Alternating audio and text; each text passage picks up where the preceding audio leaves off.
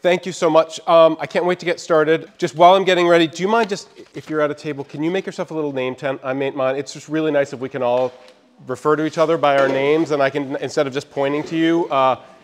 I just want to start by saying thank you. I really appreciate the opportunity to work with all of you. And I want to start by just introducing you to this tiny piece of cognitive science that's in the lower left-hand corner of my slide here. And it's something called the Yerkes-Dodson curve. And the Yerkes-Dodson curve tells you something that you probably already understand about students and how they learn. It describes the relationship between challenge or stress and learning. And this is interesting because we're socialized in society to think that stress is dangerous. I just read a really fascinating book on stress. It's called The Upside of Stress by Kelly McGonigal. She's a stress researcher in the US at Stanford University. And she says that most of the research that we read that tells us that stress is harmful and damaging is actually done by doing things like throwing rats into vats of water until they almost drown, and then fishing them out, and then throwing the rats back in until they almost drown again, and then fishing them out again. And under those circumstances, that kind of stress is definitely damaging, right? But as she says, that's more like the Hunger Games for rats than it is the kind of stress that we experience in our own lives. Actually, stress is beneficial, or can be beneficial in small doses in just the right amount. Like, I'm feeling a little bit of stress, getting ready to come on and talk to a large group of people, and that little amount of stress helps me to think clearly. And when we feel a tiny bit of stress and challenge, we connect more and we're more interested. And so when we want to maximize learning, the Yerkes-Dodson curve tells us, when there's no stress, people don't learn. If they're not challenged, if they're not pushed, if the environment doesn't push them slightly outside their comfort zone, they will not learn. Yes, we can go too far and create a toxic environment where people are anxious and they don't learn, but the ideal learning environment where learning is maximized is where there's a little bit of challenge and a little bit of stress. And I'm telling you that because, one, I think it's useful to know about students generally, but two, because I'm going to try and do that for you today because I take your learning. It's really important. So I'm going to try and create just the right amount of beneficial, loving challenge for you in the room today. That means that I'm going to cold call you sometimes. I'm going to show you a video of classroom teaching, and I'll ask you your opinion. And I might just single you out and say, what do you think? Because you look like you're having an interesting thought, or I want to hear from everyone in the room. And there'll be times when I ask you to write, because writing is more challenging, and it forces you to coalesce your thoughts in precise words and syntax. And I'll ask you to talk to each other quite a bit, maybe the people next to you, maybe other people in the room, and that hopefully will create a vibrant, interesting environment so that the 2 hours that you spend with me is not brutal, and also so that so you learn a lot. So I just want to give you a heads up on that. By the way, how are you doing at hearing me? Am I okay? It was better before with the Madonna microphone on? Come a little bit closer, because it seems like it's good for everyone in the room. It's good for everyone in the room here. And if it really gets bad, I will put on the microphone. OK, so I'm going to start by showing you a video. So I'm going to start by showing you a video. And I think the scene in the video is going to look really, really familiar to you. And then I'm going to ask you to discuss it. And hopefully you'll have a really fascinating competition. This is you all jumping into a fascinating conversation together of our studying the craft of teaching. That's like, that's us, I don't know, like we're jumping into a lake or something. It'll be fun. And this over here this is the signal that I will make. I'll probably give you 30 or 45 seconds to discuss in groups. And then I'll put my hand up like this. And that's because it's a really big room. And if I'm standing here saying like, OK, guys, we're done now, please come. It'll take me forever to get the room back. And that won't honor your time. So when you see this gesture, take 3 or 4 seconds to finish whatever thought you're talking about. You don't have to stop right then. But please make this gesture also. I know that sounds crazy, but then everyone else in the room will see it too, and we'll be able to work really quickly, and I'll be able to honor your time. So please do that small favor for me. So here is my first scene from a life of a teacher. This teacher is Maggie Johnson. She teaches at a school in Troy, New York, it's a really challenging city. 90-something% of the kids in her classroom are eligible for free meals. So it's a really challenging school. But she's an English teacher. They're reading To Kill a Mockingbird. Some of you might know this book. It's one of the most challenging and important books in the American canon.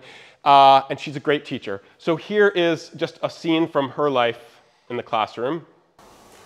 So as I walked around, many of you were able to tell me what the difference in opinion is between Anna Alexandra and Atticus on Calpurnia. So our discussion is going to focus on why. Just out of curiosity, show me how many people have this student in their classroom? Just like show of hands. Great, okay, let's just call her Maria. She's lovely. We love Maria. We ask a question, and her hand shoots up in the air every time. Please take 30 seconds with the person next to you. We're like, the average teacher is going to call on Maria here. Why? What are the things that incentivize us to call on Maria? 30 seconds to discuss with the person next to you. Go.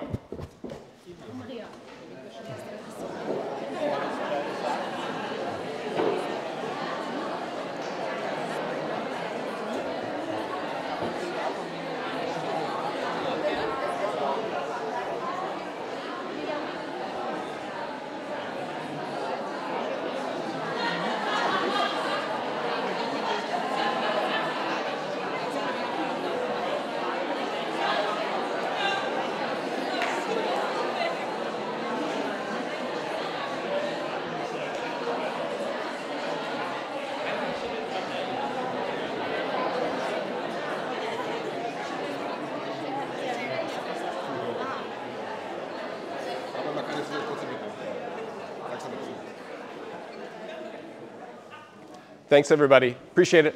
Katrin and Ilsa, you guys look like you were just having a great, warm conversation. Would you mind starting us off? You can fight over who gets to go first.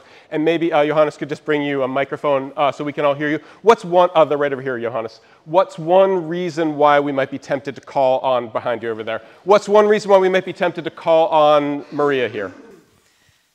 Because it's easy and it saves time.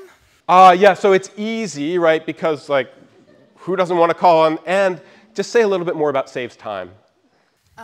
Sometimes you have a plan and you want to go through it, and when you don't, then you just think, okay, good, she knows it, I take her. I used to do this all the time as a teacher. I would ask a question, and then I would ask my class, and like Danielle, she was my best student, would always answer right, and I'd be like, great, they've got it. But of course, they didn't have it. Danielle had it, and she was an outlier in the classroom, so that's a real challenge. Great point. What else did you talk about? What are some other potential incentives to call on Maria here? What else do people talk about at their tables? I'm not going to cold call on this one. I'll take a volunteer. What else did you talk about? Right here. Great. Thank you. I feel like a lot of teachers think that like silence is a little awkward, and they just want to get over the silence part. Believe me, I'm feeling that vibe right now. Right? It's scary, right, to ask a question, and I'm thinking, what if no one raises their hand? Thank God for Maria. There she is with her hand raised. I can always rely on her. And so the risk is that 10 times or 100 times, I call on the Marias of my classroom. Maybe it's this Maria, maybe I have 2 or 3 Marias in my classroom. Will you just take 30 seconds to discuss with the person next to you? What are the long-term consequences if 100 times in a row I call on Maria? Go.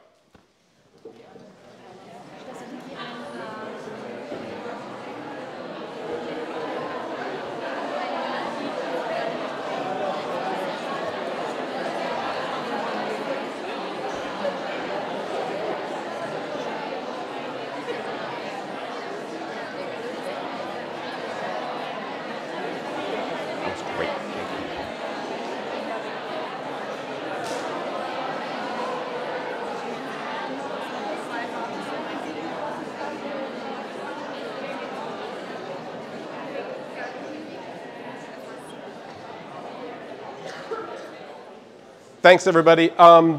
David, maybe you wouldn't mind starting us off on this one. What's one potential consequence of calling on the Marias in our classrooms over time?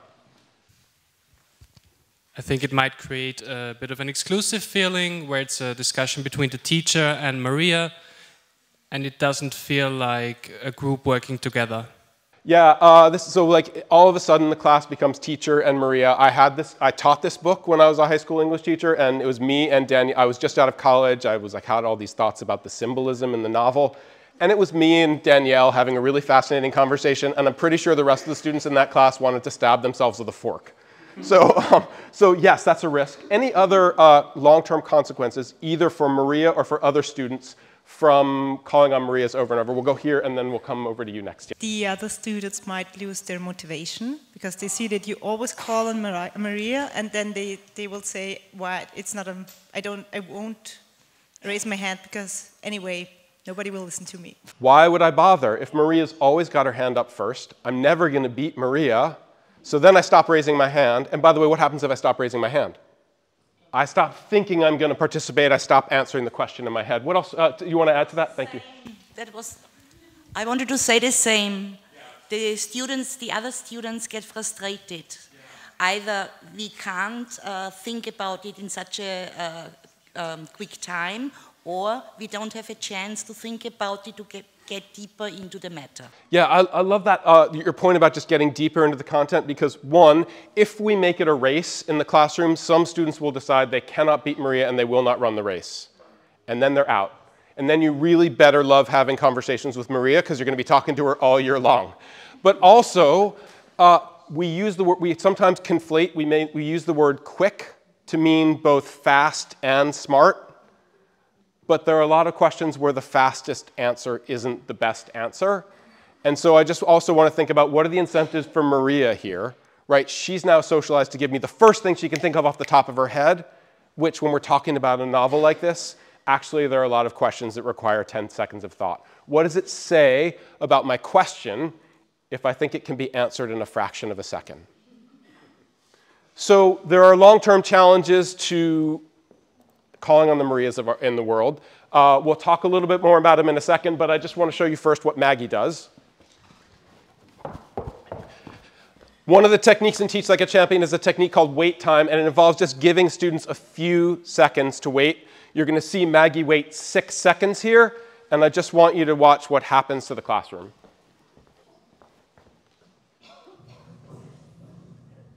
By the way, Maria goes to the double hand technique here. It's a classic. If you really want to be called on, raise both hands.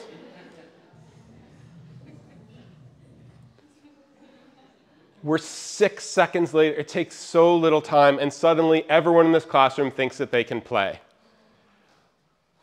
I just want to go back. I want to play this for you again, because I want to go back to your, sorry, everyone has name tags except the students out here, but the young woman in the baseball cap, brilliant answer about just the anxiety of waiting. It's anxious for you, and it's actually a little bit awkward for students too. So I want to play this again, and I want to ask you just to watch Maggie very closely and ask you to make observations. What does Maggie do during this 6 seconds of wait time to diffuse any sense of like nervousness and tension and like, oh my God, it's like, if we communicate to students, things are really going badly here, it's crashing and no one is raising their hands, I'm really stressed about it, right? That's going to be a self-fulfilling prophecy. So I just want to ask you to watch Maggie and make observations about her body language and her facial expression during these 6 seconds of wait time. Here we go.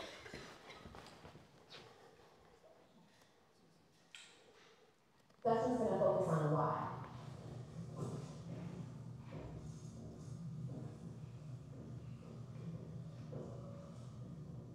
Jay. 30 seconds with your partner. What'd you notice about Maggie in those 6 seconds of wait time? Enjoy your conversations.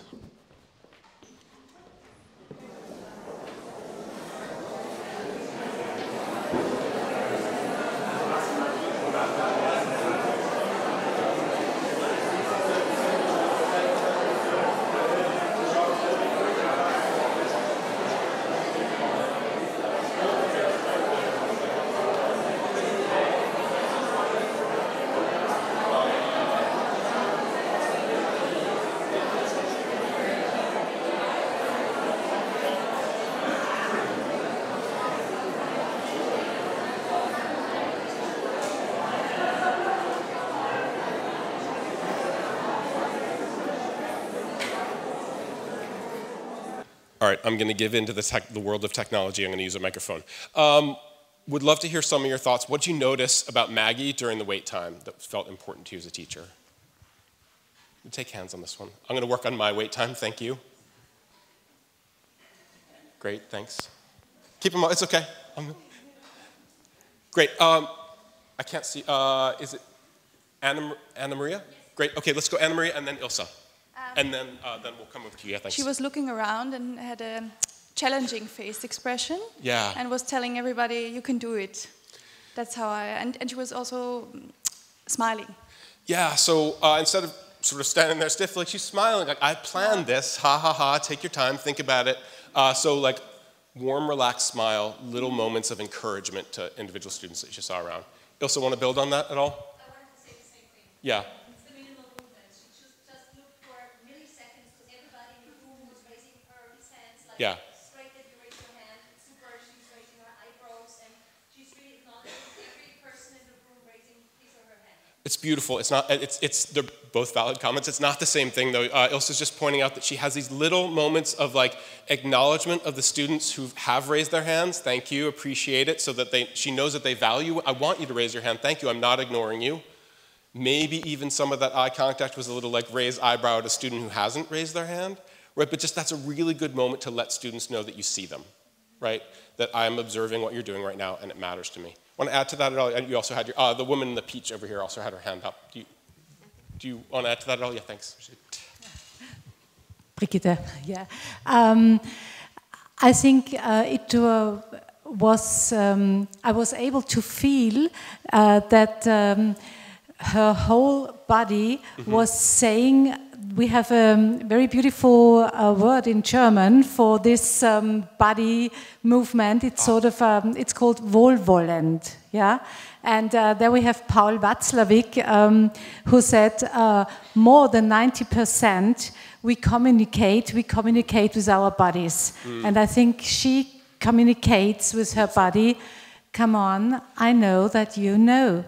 And I'm here and I wait.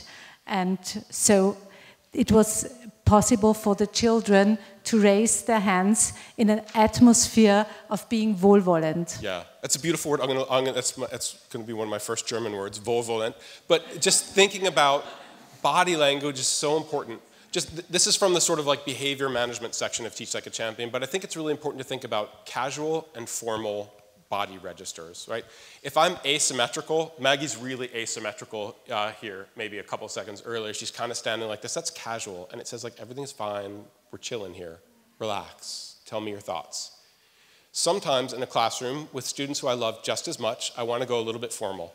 Just a second, I want to make sure everyone understands the directions. Okay, let's go. So oftentimes I just have to think about just shifting my body language from casual to formal. Thank you. Enjoy your conversations, right? And so just that, the way that she aligns her body language to her verbal language is also really important here. Beautiful job analyzing it. There are 3 examples of wait time in Maggie's class, so I'm now going to show you the second one. It is equally fascinating. We're now a couple seconds later in her lesson. Absolutely, just now for Anne-Marie. 1, 2. So, okay, I know that you all think Americans are crazy for this whole snapping thing. I'm just going to explain to you what it is. Snapping is just a way for students to honor one another and show encouragement to one another. So sometimes the teacher will say, snap it up for Anne-Marie because she gave a great answer.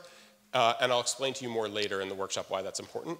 But sometimes students just spontaneously snap for each other when someone does a really nice job because like students are actually really responsive to to what their peers think of their work. And so wiring the classroom with ways for students to encourage each other, pretty powerful. We'll come back to that later. So, no, he's agitated. The question is, what's agitating him? There's another good question. We know the character is agitated. What's agitating him? During the wait time, watch this girl. Thoughts. There's a girl with braids, right? This girl has her hand up. The girl in front of her with the braids, you can just barely see her. Watch her during the wait time.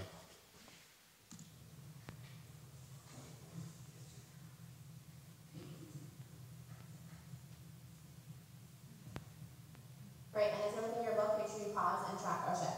Okay, and I would love to, for this turn and talk, I would love to just give you the opportunity to talk to someone else in the room who's not sitting right next to you. So I'll just ask you to, when I say go, just hop up from your table and talk to someone near you.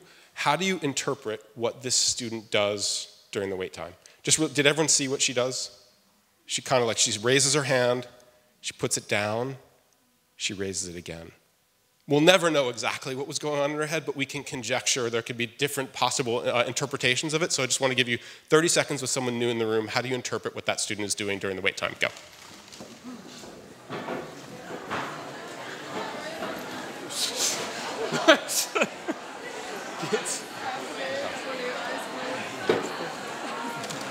Schwer die Tasche.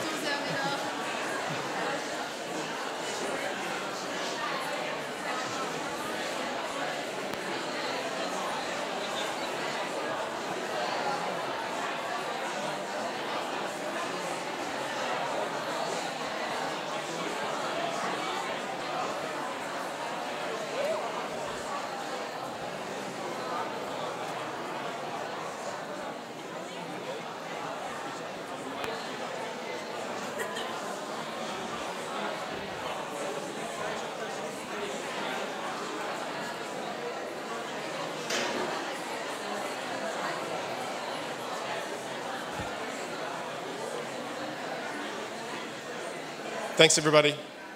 Would you, before you sit down, will you just either like give a little knuckle or a high five to your partner just to show your appreciation? We're going to make Americans out of you. Yeah, okay, great. Fantastic. Show the love. It's okay. Great.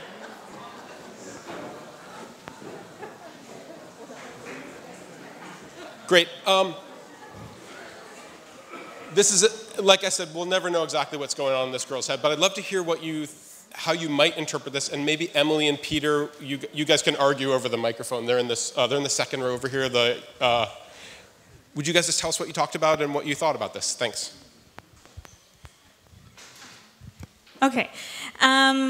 So we were kind of on the same page. We both agreed that it was probably a student who was really eager, but was just scared to answer the wrong way. Yeah. And she didn't want to embarrass herself in front of the classroom, so she would rather say nothing instead of maybe saying the wrong thing. Yeah, want to build off that, Peter? Thanks. Yeah.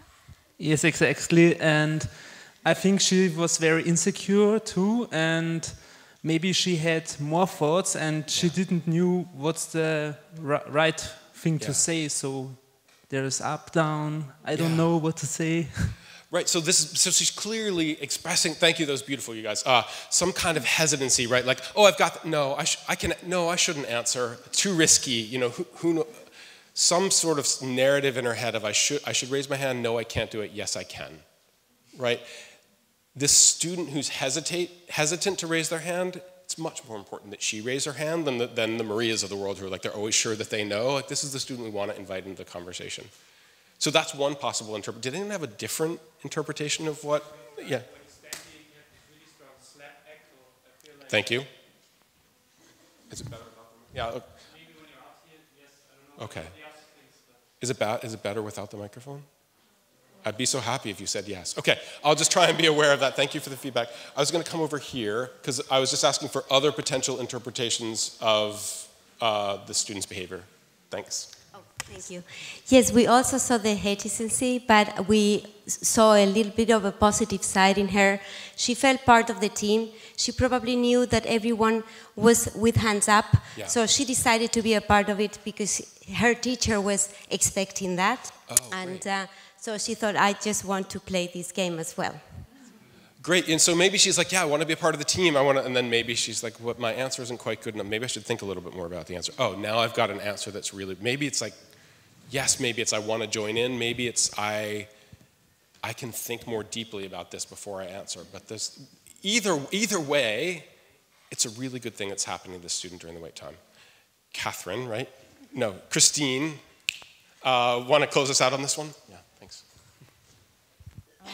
I think the student had a book in front of her, and we're discussing a text. And she might have checked in the text for proof of what she was going to say. She thought she had found it, then she thought, no, that's not actually proving why Bill is excited. And then she found it, and then she raised her hand to quote the source. What better thing could we have happened during the wait time, which is she's like, I have a thought, oh, actually, maybe, let me check the text here so I can read you the line that I'm talking about. Like, hooray for that student. Great observation, by the way. One of the benefits of studying video is you get really good at observing the things that students are doing. So, glory points for that answer, Christine. So, I just think it's really telling about the process that goes through students' heads. I want to show you one more example of wait time from Maggie's classroom. Here's her next question.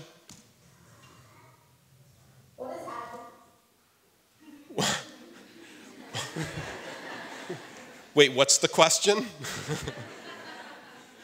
I just think this is like when the classroom becomes a race, there'll always be some kid who's like, oh, I know the way to win the race. The way to win the race is to get my hand up before the teacher even asks the question. What's she gonna say, right? Can I go to the bathroom? Or what I wanted to say about what you were talking about 10 minutes ago was, right, this is probably not gonna be the best answer in the world given that Maggie hasn't asked the question yet.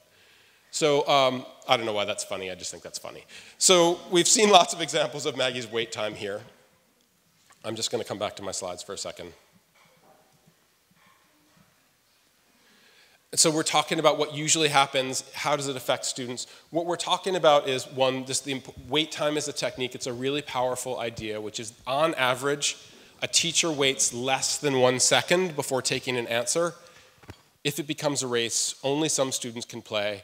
Some students will know they can't win. Even those students who win, even Maria loses because she's learning to give the fastest answer and not the best answer. And that's not really where we want to go in the classroom. So, yeah, made that point. Thanks, Doug. Okay, so that allows me to kind of share with you, I think, one of the most useful tools for thinking about your classroom or someone else's classroom. I call this the ratio spectrum. I don't know if spectrum is the right word for it. It's a matrix. And this is basically a tool for thinking about classrooms. And what we have is, on the bottom here, this is the participation ratio, which is how many students are actively thinking how much of the time during a lesson. So it could go from 0, which is like nobody is paying attention to anything that I'm saying, to 100%, which is every time I ask a question, everyone tries to answer it. And so obviously, in an ideal case, we want more people actively engaged, wanting to answer questions, generally speaking. So like, here's a really easy way to solve the participation ratio question. Will you guys just imagine that you're in my 3rd grade math class? So I'm Mr. Lemov, you're my students. Action. Okay, so class, there are 2 parts to every fraction. How many parts? Oh, class. How many parts to every fraction? Let's try that again. Class, how many parts to every fraction? Okay, you guys. How many parts are there every fraction, class? Much better. Thank you. The top part of a fraction is called the numerator. It's called the what? Excellent. And the bottom part is called the? Okay. So there my participation ratio was high. It actually wasn't that high, but my participation ratio was pretty high there in that everyone answered my questions, right? You were all participating, but those are really simplistic questions, right? They were insufficient to have you master anything about adding fractions. And so in addition to like how often people just participate and how universal participation is, I have to think about the think ratio, which is like how challenging are the questions? Do I create deliberate difficulty sufficient to create learning? I was describing my first lessons when I was an English teacher. It was like I had a really high think ratio. I was asking like what I think were really astute questions about symbolism in the novel. And so those were high think ratio questions. The problem was it was just me and Danielle having the conversation, right? So there I had high think ratio, but low participation ratio. And so ideally, where we would be is in the upper right-hand corner, where everyone answers every question and thinks deeply about it, and even those who don't speak answer because they feel accountable or motivated to answer. And so that's like when I have everyone thinking hard about worthy questions and everyone answering them, then I'm likely to win, right? This is all the like cognitive science of like deliberate difficulty, people encoding ideas by, Daniel Willingham, the cognitive scientist, says people remember what they think about. So I want to cause them to think about important things. But I also need to make sure that everyone's doing that. So that's the goal, the ideal ratio. The ones who are thinking, listening, planning to talk, talking, those are the ones who are learning, so yay for that. But it is very easy to get a classroom that goes down here, where we have crickets. Do you have this? This is kind of a phrase in English. Crickets is like I ask a question and I hear the crickets because no one answers. This happens in classrooms. Or I get the same 2 or 3 highly verbal kids, my Marias, who answer every question with the first thing off the top of their head, and the rest of the class tunes out. So one of the things, so this idea of ratio is, this is where I want to be as much as possible, up by number 1. This is a great question to ask yourself about your lesson or someone else's lesson. The first question we ask is like, how was the ratio in that lesson? Was the thinking rigorous? Was everyone engaged? So I'm going to show you 2 more classrooms, and I'm just going to ask you to think about solutions to the ratio challenge. Right, we all know how easy it is to end up down here when we want to be up here. So what do Ian, who we'll see first, that's him on the left, and Akila, we'll see here, she's over here on the right, what solutions do they come up with?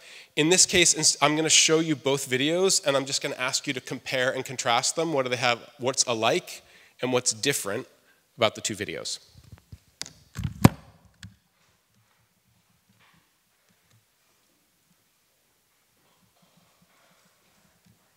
Here's Ian.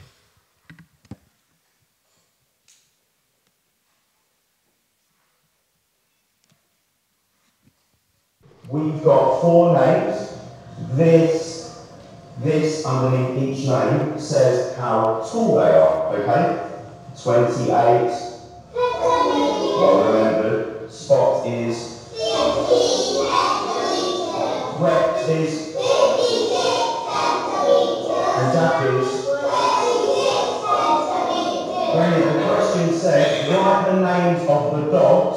in increasing order of height. Increasing means getting bigger.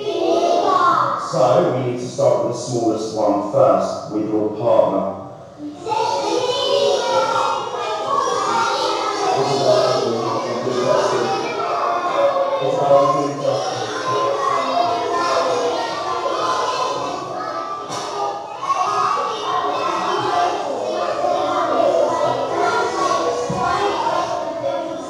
Tackling in on 3, 2, 1. Correct, help me. So if we're getting bigger, we need to start with the smallest. Good boy. And the smallest is 16 centimeters. So write the name of the dog with the smallest height. Which one is it to begin with? Good boy. Spot. To help me, I can cross that off now. I've done that one. Next one, tracking. Isabel, help. Jack with 26 what? Good girl. Remember, we always use our units. Let's go. Teal. The name is? Good girl. Which leads who last? With how high and how tall is he? Wonderful work, Isabel. Great, those silly kids, they seem to think that's the greatest lesson in the history of the world. While I'm queuing up the next video, will you just take 25 seconds to just write notes to yourself? What do you observe about that Ian's doing there to solve the ratio challenge? How is he going from the lower left to the upper right? Just notes to yourself for 30 seconds.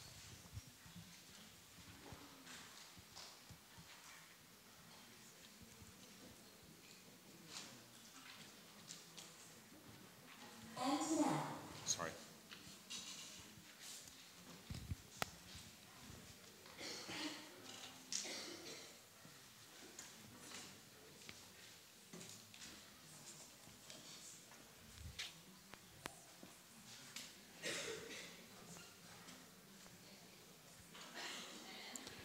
Okay, let me pause you there. Hold on to those notes because you'll use them to discuss with a partner after you watch this video. And again, the question is, I just wanted to ask you to compare and contrast. What do they do that's similar? What do they do that's different, these two teachers? This teacher is Akila Bond. And now, for chapter 3 of Young Cam Jensen and the Zoo, Note Mystery. Chapter 3, It's Cold. When Cam and Eric got outside, the bus was driving off. Stop! Stop! Cam and Eric shouted. They didn't find the note. They thanked Mrs. Lane. They got off the bus. Now what do we do? Eric asked. Why does Eric ask Cam, now what do we do? This is a really tough one, so you're going to have a chance to turn to your partner. When you turn to your partner, don't forget to include information about both characters. Get ready, everyone. Turn. 3, 2, 1. Lean in. Why does Eric ask Cam, now what do we do? Discuss.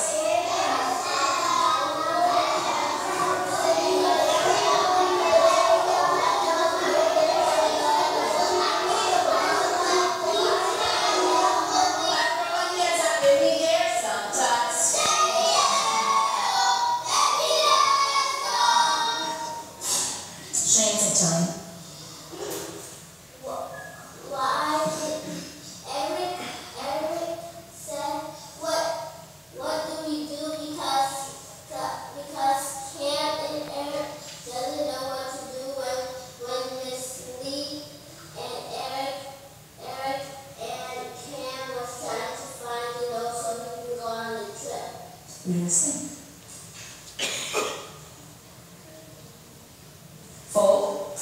Anthony.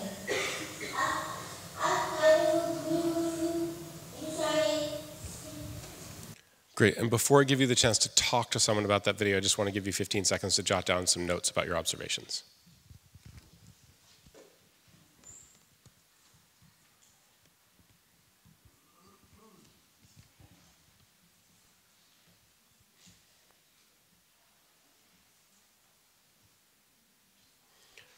Okay, there are a lot of similarities and a lot of differences. So 45 seconds for you to talk to someone next to you. What's similar, what's different, what's important here in the way that two teachers attack the ratio challenge. Enjoy your conversations.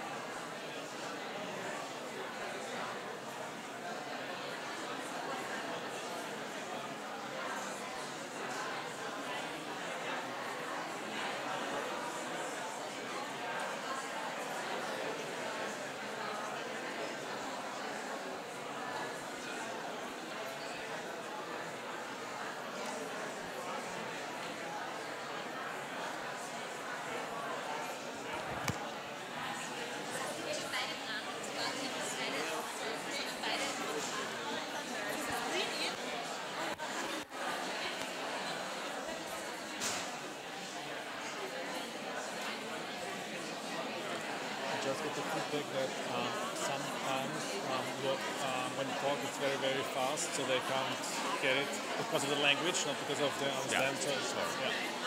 Great.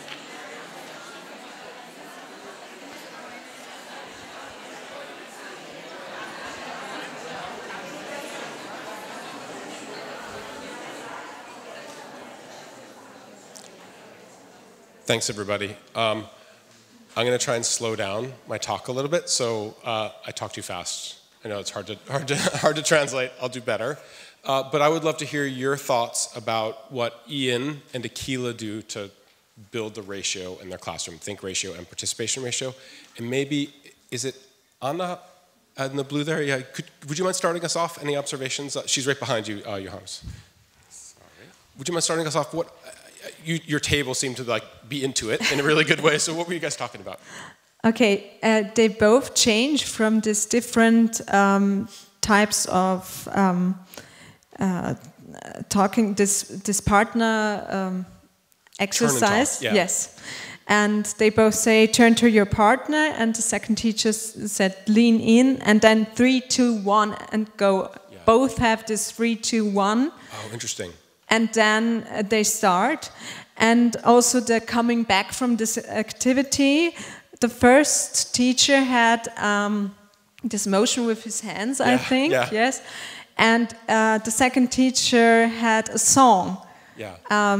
Yeah, it's the similar effect like you do with the hand, but with a song. So yeah, it's a great idea. Thank you. So I want to hear it from other people in a second, but you said two things that I think were really important. One is they both use this technique called a turn and talk. Like I've been using it myself here, obviously. It's a really powerful way to get everyone talking and everyone doing the cognitive work. They rehearse ideas, and then when you ask a student to participate afterwards, they're more confident also because they've talked about it. And so I thought that was a great observation. But also you pointed out how carefully she's thought about the routine. 3, 2, 1, go. And like it almost feels like a race, the way the room crackles to life there. And the countdown afterwards, and like I don't know if you noticed, I paused Ian's, he has this nonverbal gesture, which means turn and talk. It's a routine, and when it's a routine, you can do it without thinking about it. And so all of your working memory is thinking about the story instead of about like, how loud am I supposed to talk? Who am I supposed to be talking with? Are they really gonna talk to me? And so your observations about how carefully they've built this routine in the classrooms are really powerful success points, so thank you for that. What else did you observe here that was interesting? Yeah, we'll go back here to the, in the jean jacket. And the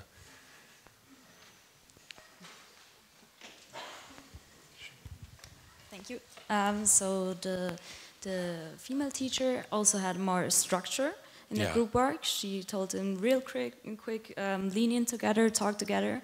Yeah. So they knew exactly what they had to do, that they can talk more freely together and get better results, as in the first video, I think. Yeah, it's great. I love the point that they're doing the same. They're both doing turn and talk, but they're different in their approach. She's very structured. Here's how to do it. She has almost like visual expectations, so she can see more easily whether everyone is engaged, which gives her a little bit more accountability. I might say loving accountability because it's supportive accountability, but it helps her to see whether they actually do it.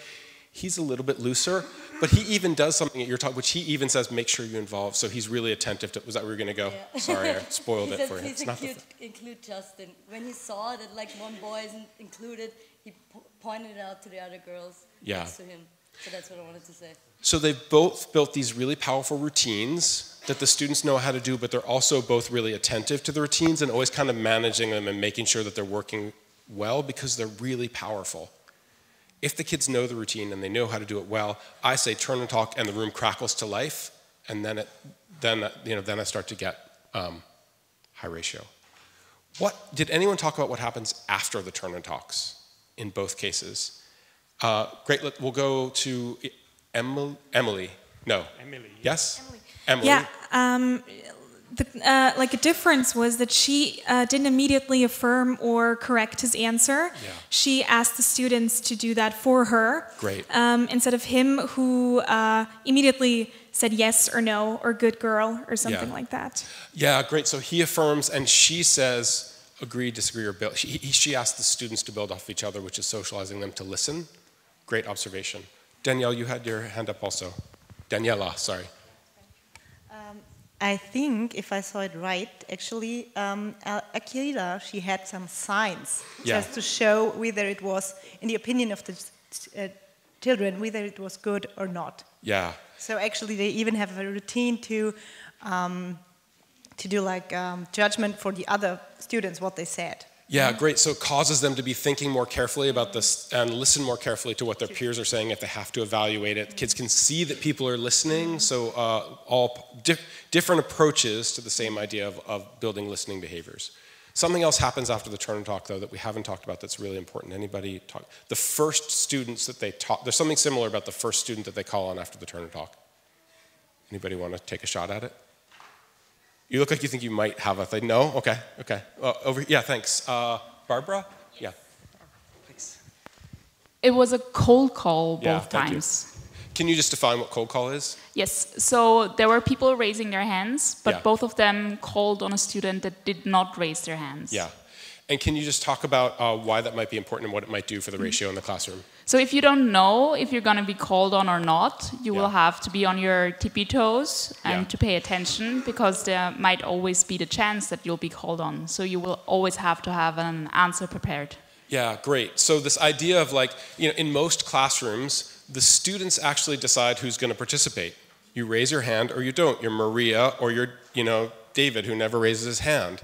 And for a lot of teachers, that's fine. You can be Maria all year long, and you can be David all year long, and you can never raise your hand, and then you can never participate, and never. Is that okay?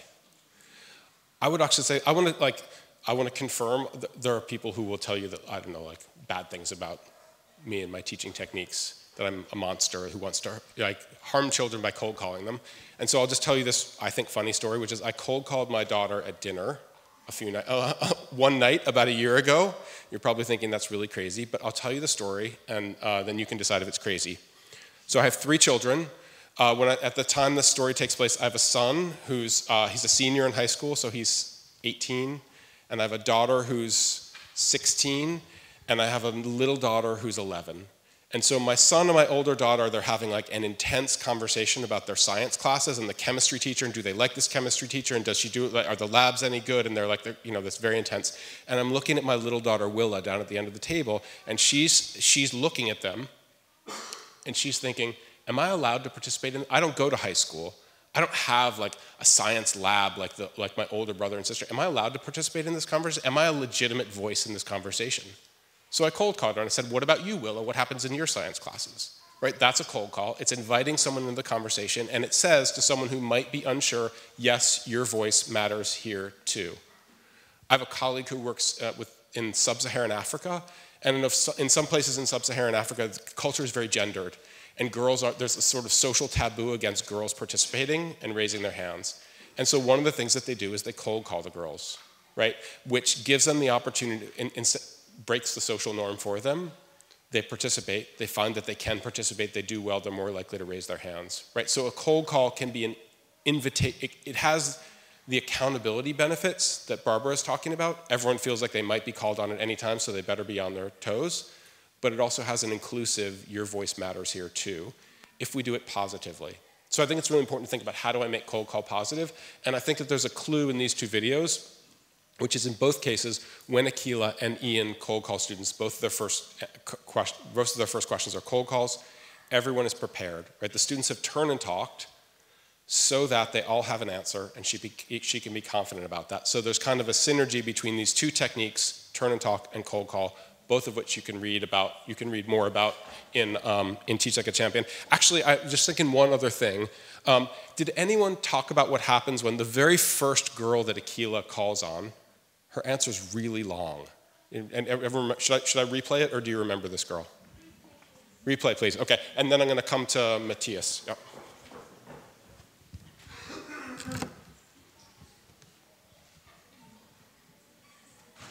Thank you for asking for the replay.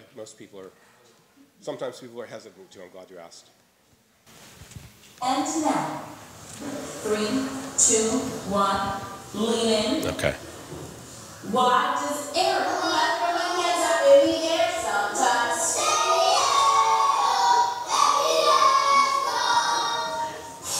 Shane, take some. Okay, so there's the cold call.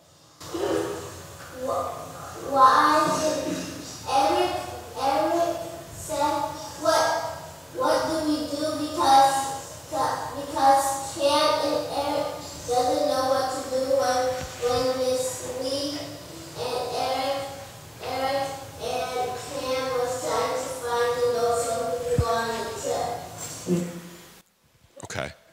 Before I come to you, Matthias, what does or does not happen while Cheyenne is talking there? And I'll just let you discuss that for 15 seconds with the people next to you, because it's kind of, feel free to conjecture, there's no right answer, but what do you notice about what happens or doesn't happen there?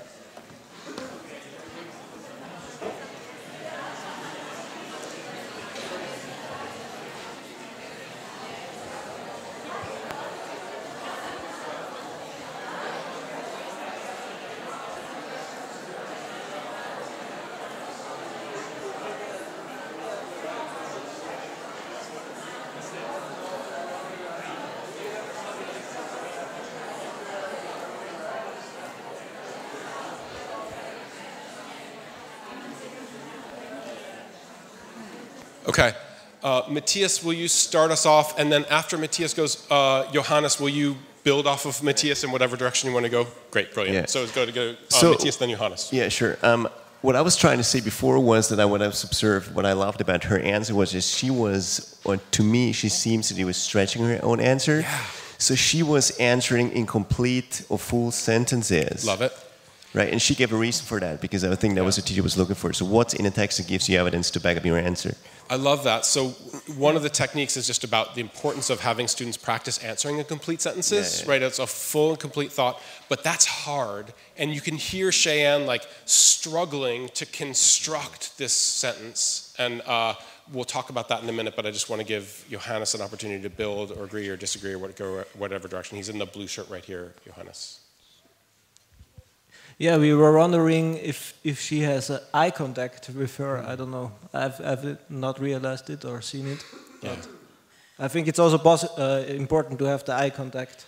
Yeah, great. I want to actually go back and look at her eye contact, because I think Akila's eye contact is really important here. What might you want to, so whether she does it or not, Johannes, just to come back to you, what might you want to do with your eye contact in this moment as a teacher when you call on Cheyenne? Yeah, I think it's important to stay with her. Yeah. And maybe also looking a little bit what's happening, but stay with her. Yeah, so maybe I want to just like smile with my eyes and show support to her. But in addition to my support, whether the student support is also really important. And one of the most important things about this video is what doesn't happen. No one, go ahead, yeah, we'll come to you. Yeah, you tell us what you noticed. Yeah. She doesn't interrupt. Yeah. She listens until he's finished. And, thank you, so she listens carefully, and let's go to, sorry, tell me your name. Linda? Nicola. Great. Nicola.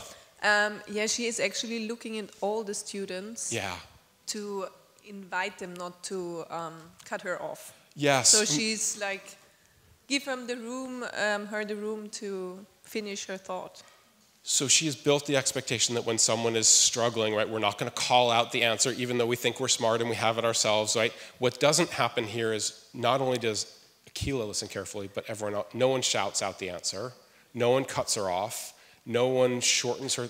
It's hard to construct this sentence, and she's given the space because Akila has built this expectation. And just to connect that to Johannes's observation about eye contact, just watch Akila's eyes while Cheyenne is answering.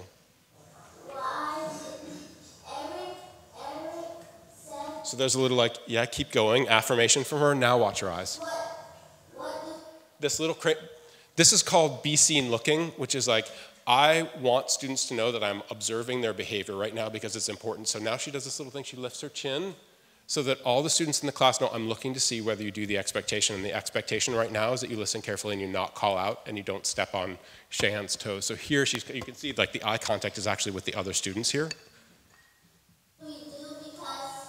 And a little scan of the classroom to make sure that everyone, it's a really important moment for students to follow the expectation. So if you're interested in Teach Like a Champion, this technique of just like being really like a little bit legible about your looking so students know that you care about what they're doing in that moment is called be seen looking and radar. And we talk about like the little be seen looking. They're almost like dance moves that she looks like she's like on the dance floor in this moment when she's scanned. So we talk about there are like different dance moves that you can do. One of them is like the invisible column. Like I imagine there's a column here and I have to look around it to see what's happening. But making it visible to students that we're looking to see that they do the right thing at moments eliminates off-task behavior by preventing it. So great observations about Akila's class there. Thank you for those. Okay. So a couple of tools that are powerful for increasing ratio are just, I would call these what I would call means of participation, which is when I ask a question of my students, the question is important and so is the expectation about how they will answer it. The same question is very different whether I use volunteers, which is please raise your hand if you would like to answer, or cold call, which is Aaron, tell us what your thoughts are on this, or turn and talk, take 30 seconds, talk to your peers, go, and maybe I'll turn and talk afterwards. Or everybody writes, fascinating question, take 30 seconds to jot down some notes, and then I'll ask some of your thoughts. Again, this lets students rehearse and think of ideas. Or call and response, which we also see Ian do here at the beginning of his classroom. And really good teachers are actually, they're just cycling between these 5 approaches, right? These are routines that students are familiar with, so they can do them well, and they can do them right, and you made really good observations about how they've built these routines, but it's really just like going back and forth between these to be able to build participation. And the benefit of this is, because it's a small number of things, it's really easy for you to manage in real time as a teacher. Participation is a little low, you ask a question, you don't get many hands, turn and talk, go. Or take 30 seconds to write, and then I'll cold call some of you, right? And so the more visible I can make it to students, the more powerful. We talked a little bit about cold call, and so I want to show you 2 more examples of cold call because for me, it's one of the most powerful techniques in the book, but it's also a technique that can go wrong if it's done poorly. It should be really done positively. So I'm going to show you Brianna and Denarius both cold calling, and I'll just ask you, how do they make the cold call successful? And in particular, what do they do to make it positive, which is how do they make it more likely that students will answer successfully? By the way, there's a lot of research on this. If you cold call students, it makes them more likely to raise their hands. And one of the reasons that researchers think is because I cold call you and you're not sure you can do it, and then you're successful, and then you're like, oh, okay, I can do this, I'm going to raise my hand. So it's actually quite important that students are successful. So here are 2 examples of cold calls. And again, I'll just ask you to talk about themes that you see between the 2 of them. Here's Brianna.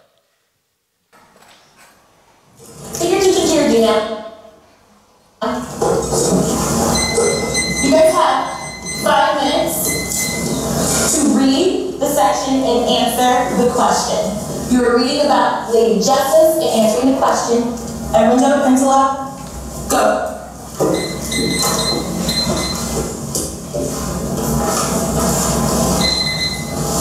Next time. You have 1 minute to turn and talk. Share what your response with your ace partner. Go.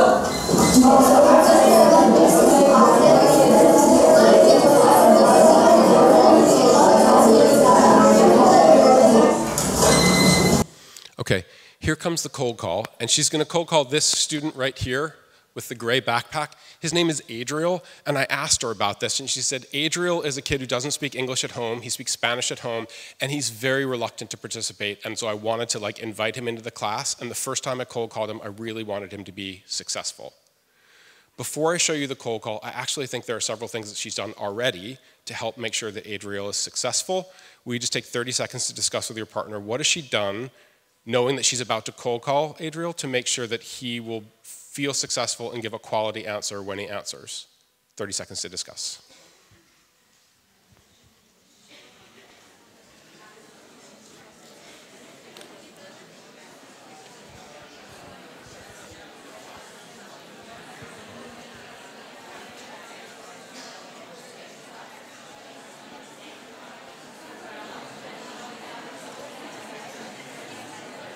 Eine Stunde geht noch.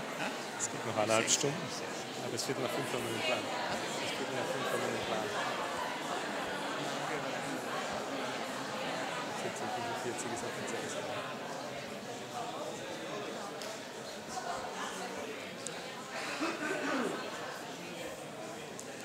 Thanks, everybody. Great. Esma, would you mind starting us off on this one? Anything you noticed about what Brianna does here to help make Adriel successful? Yes, I think she was walking around in the classroom, but before asking the question and calling the student, she moved close to the table. So she makes sure that she feels confident, that she trusts him, she's next to him. Yeah, great. One of the most useful reasons to ask students to write before you ask them a question, we'll talk more about other reasons, is you can look over their shoulder and see what they've written, and so I could select a student, say, oh, you wrote something really smart, or to make sure that Adriel has something solid in front of him before I cold call him. P.S., it also means that Adriel has already answered the question, actually twice. He's written his answer, and then he's talked about his answer with someone else, so now the cold call, he's really thought this through, so now the level of preparation that he's allowed to do before the cold call really almost guarantees that he will be successful here. Thank you for that, Esma. Let's watch what happens here, because as she cold calls him, a bunch of other things happen that are really important that help make him feel successful, and here is her cold call. We're going to go ahead and track Adriel. So I'm going for Adriel. Adriel, would you share your response? Based on the text of any injustice is supposed to be a positive symbol because it is giving everyone rights in the manner if you're black, white, poor, rich, Okay, so Adriel, welcome to the class. You just crushed it, right? It's the first time one of the first times he's participated. He does a great job there. I'll tell you one thing that she does that I think helps to make him successful, and then I'll let you talk about other things. Her question to him is, Adriel, would you share your response, please? What is the wrong answer to that question? Right, there is no wrong answer, right? Another one of my favorite questions is, Adriel, would you get us started, please? Which says, share an idea. It doesn't have to be perfect. We'll develop it from there, right? Adriel, tell us the 3 reasons why this character is doing what he's doing, and what's your evidence from the text, right? That's a really hard question to answer in a cold call. Adriel, share your response. Adriel, get us started, right? She's lowered the stakes with the cold call, and so now it's very hard for him not to be successful, and he does a great job.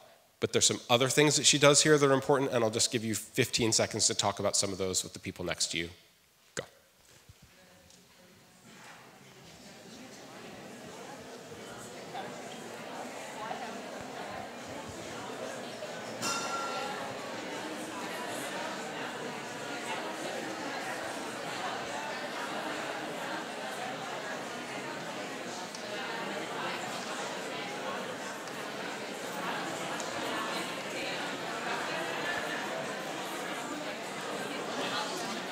Your moment is coming up soon. Okay.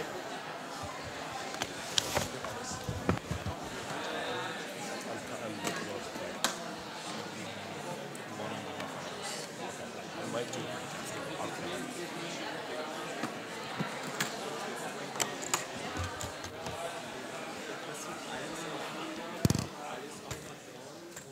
Great. I love that everyone wants to keep talking about the video. Anyone want to share out their thoughts to the whole group? What did you notice about what else did you notice about Brianna that helps make Adriel be successful and feel successful?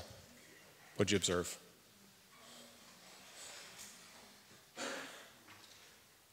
Great, thank you.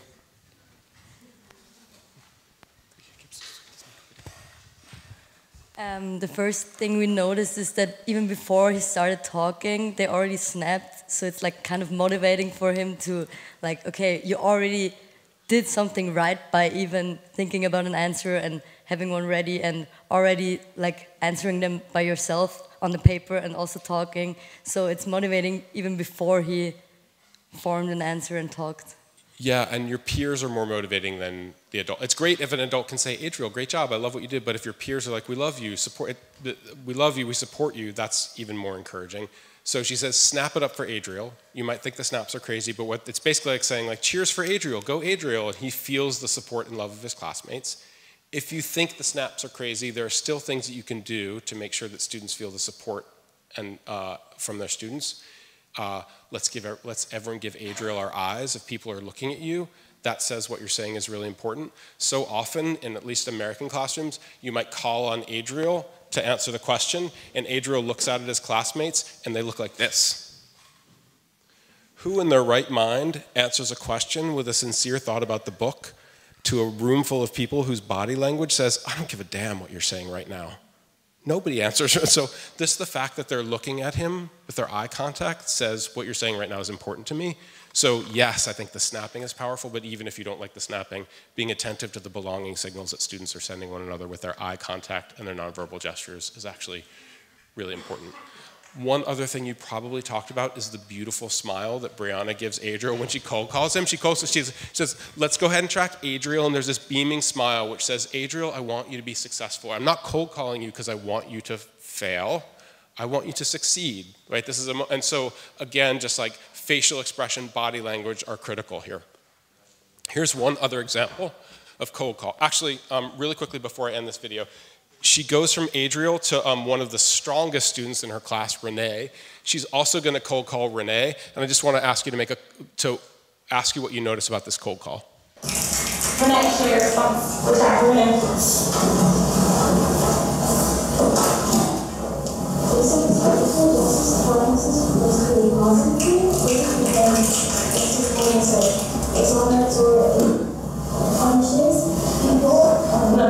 Use the word exonerate. That's such a good word. What does that mean? Great. So she cold calls Renee, and Renee says, yada, yada, yada, it exonerates people. And it's almost like Brianna knew that she was going to use that word, and she pauses her and she says, oh, you used such a beautiful word that's so important, which A, makes the cold call feel like an honor to the student. I cold called you because you said something brilliant.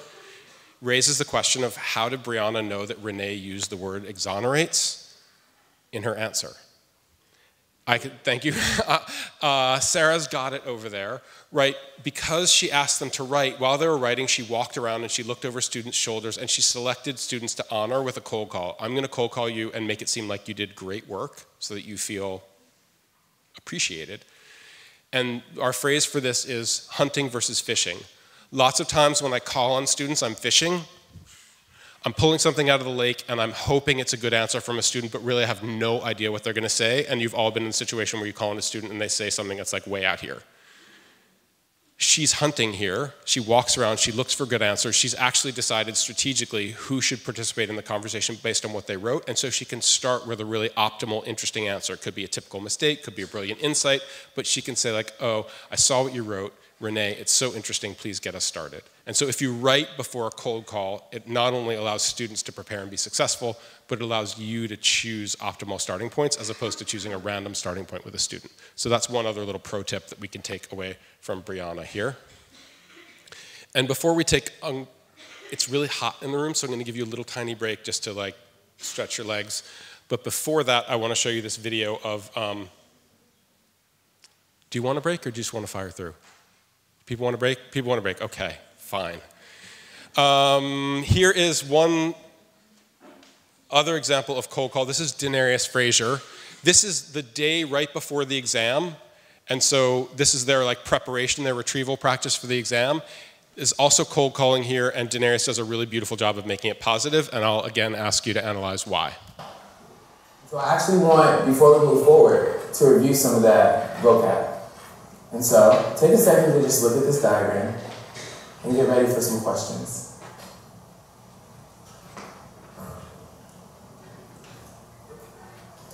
Before he's even cold called, just take 15 seconds to analyze what's happened already that's set things up to be successful. 15 seconds, go ahead.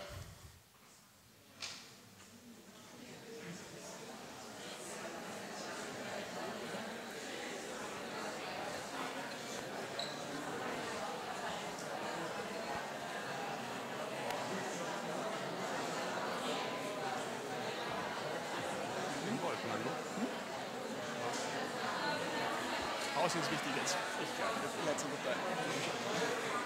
Aber jetzt gar interessant ist, aber 3 Stunden Konzentration.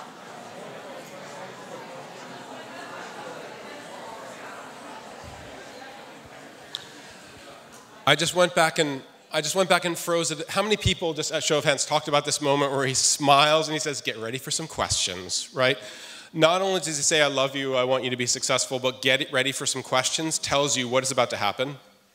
I'm probably going to be cold calling you right now. So now when students know the behavior that we want, one of the behaviors we want from cold call actually happens before the cold call, which is I want you to think about the questions. If you know that you might be cold called, you'll be more likely to think about the questions. So if students know cold call is coming or is likely to come, they will then engage in that behavior before you even ask the question. So get ready for some questions with a smile like that. Now they're like, he says, take 10 seconds to look at the diagram, and they're like, okay, I got to be ready. Interestingly, it's really important that the diagram is up on the board there. The transient information effect is the idea that if I have to try and remember something and analyze it at the same time, I have to use a lot of my working memory just to remember it. But here, they can look at the problem all at the same time. They can use all their working memory to analyze it, so they're more likely to have insights about the diagram. So they're all set up for success, and here comes his cold call.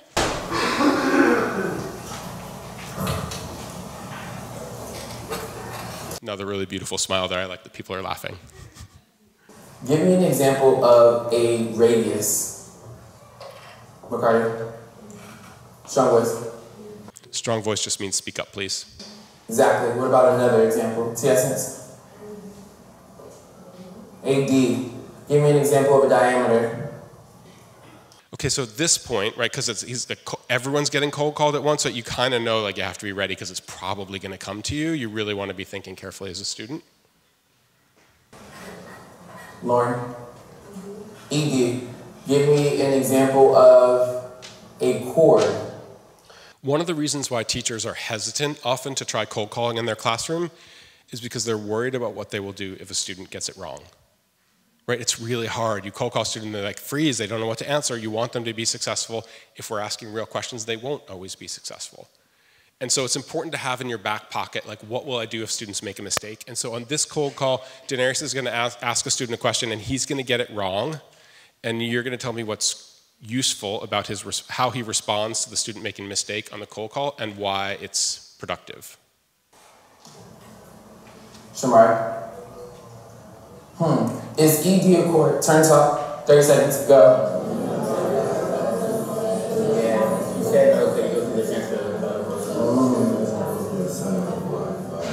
Let's bring it back. And 3, 2, and 1.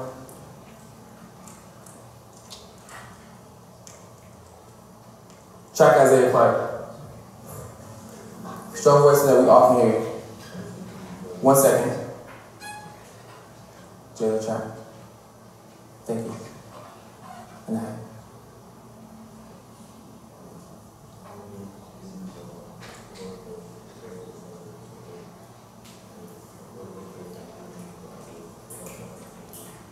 Agree, disagree, or build. What do you think, Bubakar? Okay. I'll just pause there and give you 30 seconds to discuss. What does Daenerys do when Shamari gets it wrong? Well, it's just not just like in the big picture what does he do. What are some details about how he does it so that you can do it yourself in your own classroom? Enjoy your conversations.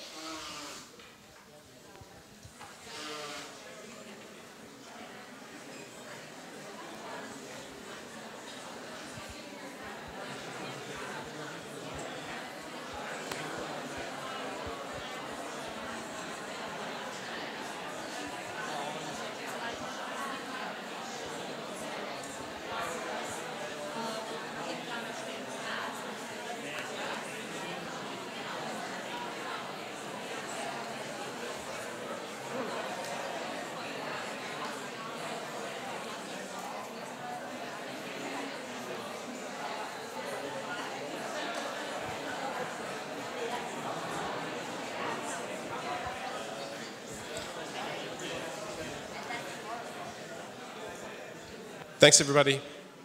What'd you notice here that seems important? Marcus, do you mind starting us off on this one? Anything you notice here? I think a few students were snapping beforehand. Oh, okay, great. And the teacher wanted everyone to keep close attention to what the student he asked is saying. Yeah. So everyone hears what the students are saying. Yeah. Yeah, great observation. So when Isaiah Clarke explains the answer, he's really attentive to their attention, right? They all need to. He's assuming that if Shamari got it wrong, other people got it wrong. Let's make sure we're listening and looking at him so we're attentive and we're learning from him, which is really important. And as you pointed out, they're also like snapping and giving him signals that say his words are important here. You look like you want to go more. Okay. No, it was great. What else happens? Ilse, want to jump in? He gives all the students the chance of a recap. Yeah. So he's going back to the point where maybe a thinking mistake started, and to recap it again, but he's not taking out the boy as a symbol. He's taking the whole class in, because he wants everybody to think about where does the wrong thinking start, and do a recap. And he also goes from one other to the other and listens. So, yes, I see, you got it, all right. And when the boy got the right answer, the others started to snipping to, now you got it. Now you had the recap, you could rethink it again, and now you got it. Love that. And let's just throw some vocabulary at that so we can like talk about it precisely. Shamari gets it wrong, and the first thing he does is a turn and talk. Is ED a chord? Turn and talk to your partner, go. Really interesting, it's pretty clear that Shamari's wrong, but he doesn't say right or wrong. And so as soon as Shamari's sitting with it like, oh darn, I got it wrong, instead of everyone sitting and looking at Shamari, everyone turns and talks to someone else, right? So it diffuses the situation for Shamari, and if we assume that if Shamari got it wrong, it increases the likelihood that other students in the classroom also have it wrong. Now, as you pointed out, Ilse, everyone in the classroom answers the question and recaps it, right? So the turn and talk is beneficial because it diffuses the situation and it makes it feel normal and natural, and it assumes that other people are struggling too, and now everyone answers the question. And then he comes back and he cold calls Isaiah, and Isaiah gives the answer, and Denarius does still not reveal whether Isaiah is right or not. He calls on the next student and says, agree, disagree, or build. It's another cold call, Bubakar, because now he's gathering data, right? He wants to know whether other students have gotten it right or gotten it wrong. But I think if there's one thing you take away from this video, it's if student gets it wrong when you cold call, look normal and natural, interesting. Turn and talk, does everyone agree, right? It just instantly diffuses the situation and causes everyone to review a challenging question. And if you can do that, then you'll feel much more comfortable cold calling in your classroom. Okay, it's 10 a.m. in New York. In New York, we say it's time for a coffee break. So how about if we take 6 minutes, it's 10:01. Let's take 6 minutes. So I will start up again at 10:07. It's really hot in this room, so feel free to stretch your legs, get a drink of water. See you back here at 10:07. Thanks for a great start to the day. It's been a really fun conversation.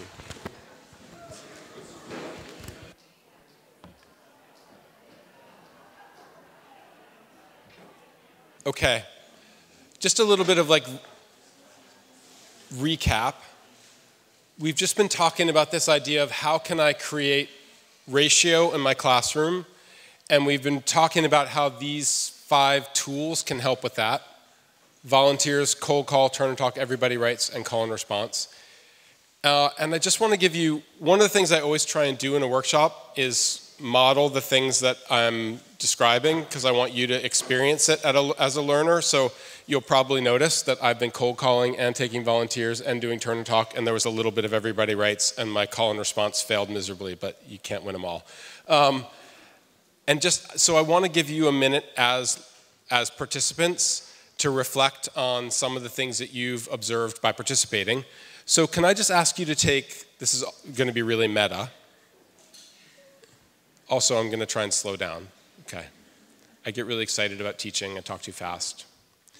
I'm going to ask you to take 30 seconds to turn and talk with your partner, and to talk about your experience doing turn and talks during this workshop. In other words, what have you learned by participating about what makes for an effective turn and talk in a classroom, because in addition to watching several examples, you've experienced it as a student quite a bit. So maybe your goal could be in your turn and talk to come out of it with just one or two pro tips, one or two implementation points to make sure that your turn and talks are successful in your classroom. Everybody, oh, I'm not supposed to say, is everyone clear on that? Again, anybody have any questions? Great. 30 seconds to turn and talk to your partner about your experience doing turn and talks during this workshop and what you can take away that's useful for you in your classroom. Enjoy your conversations.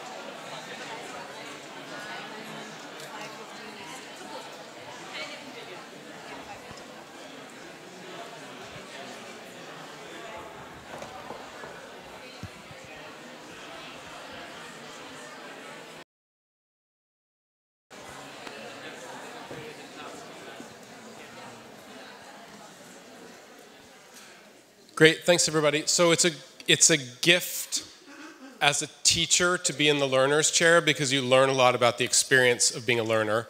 So I'd just like to ask you for your reflections, in particular on turn and talks. I've probably done some things that were effective, probably done some things that weren't that effective. You've probably had some thoughts on what it's like. So any thoughts about how to implement turn and talk in classrooms based on your experience so far? Let's go, is it Laura first, and then we'll come to David.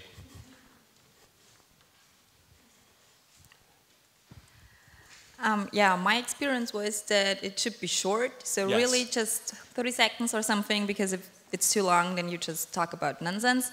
Yes. And the second thing is cold call afterwards, because we did some turn and talks, and then we knew if you don't raise your hand, you don't have to talk, so we just talked about private stuff. Love that. I think those are two of the most important things you could take away. Every time there's something important, I try to put vocabulary on it. I call this idea crest of the wave, which is I want to stop the turn and talk when people are still eager to talk to the whole group. If I give you a turn and talk and it's 5 minutes long and you're done after a minute, then you're like, first of all, then you dread the turn and talk because it's awkward to sit looking at someone when you you've all talked out. And then after the turn and talk, when we're supposed to go whole group, you have nothing to say because you've already said it all, right? And so I would, a little bit too short instead of a little bit too long is the most important thing for a turn. I'm just trying to get people to rehearse ideas. I think that's really important. And then as you pointed out, Laura, the cold call afterwards helps just people feel the accountability, which is we're not talking about the TV show that I'm thinking about students here, not you guys. But left to their own devices, if you do a turn and talk and I know that it's going to be volunteers afterwards, then I can talk about anything that I want to. And I want you to feel like I need you on task. So those are two great pro tips. Thank you. David, other thoughts? Yeah, what we talked about was the clear beginning and end was very helpful. Give you my mic. And the countdown thing that made it very clear when to start and when to end. Yeah, it's the beginnings and ends of turn and talks are actually really important because one of the things that I did a turn and talk within the first 2 minutes of this workshop because I wanted to communicate to you that you're going to be actively engaged the whole time. So I wanted you to participate. The norm is set in the room within 2 minutes for what to expect. We all learned this in Zoom school, which is in Zoom school, teaching kids via Zoom during the pandemic.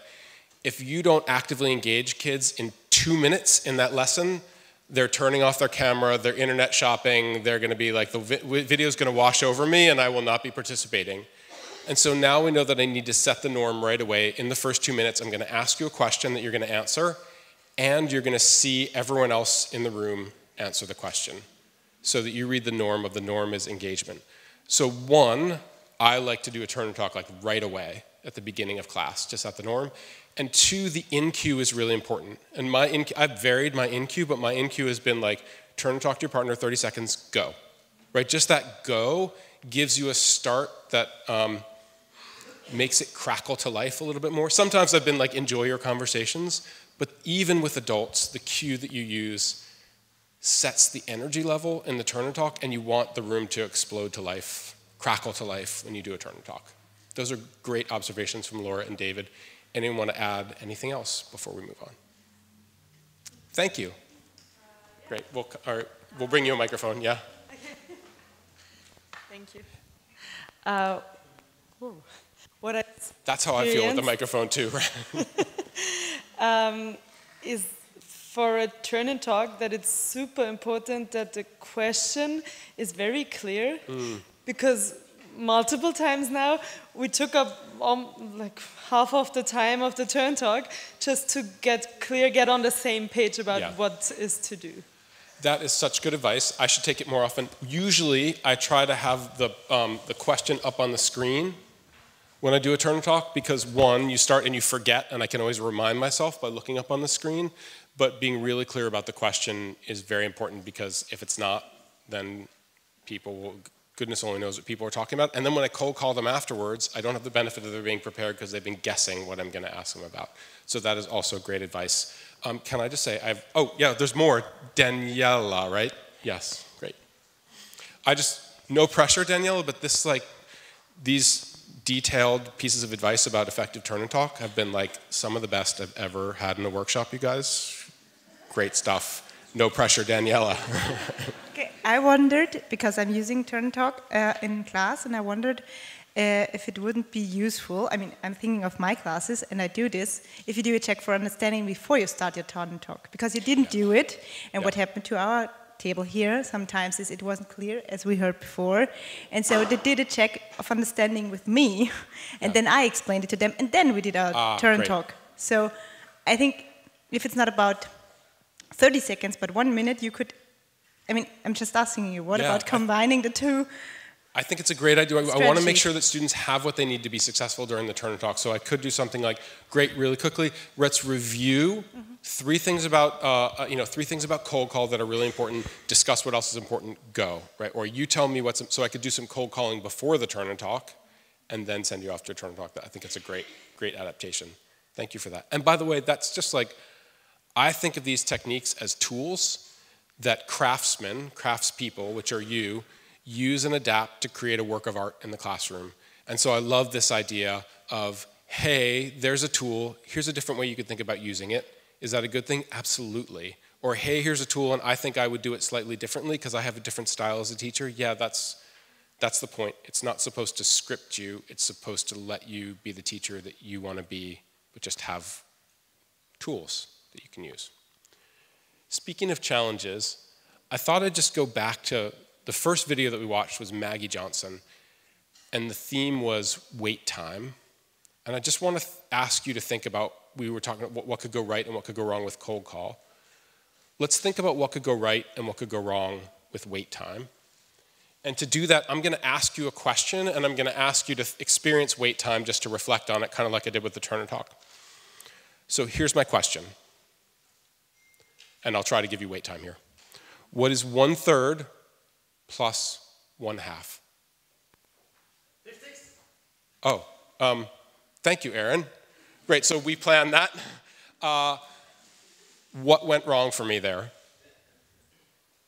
I tried to give you 10 seconds of wait time, and Aaron called out the answer, right?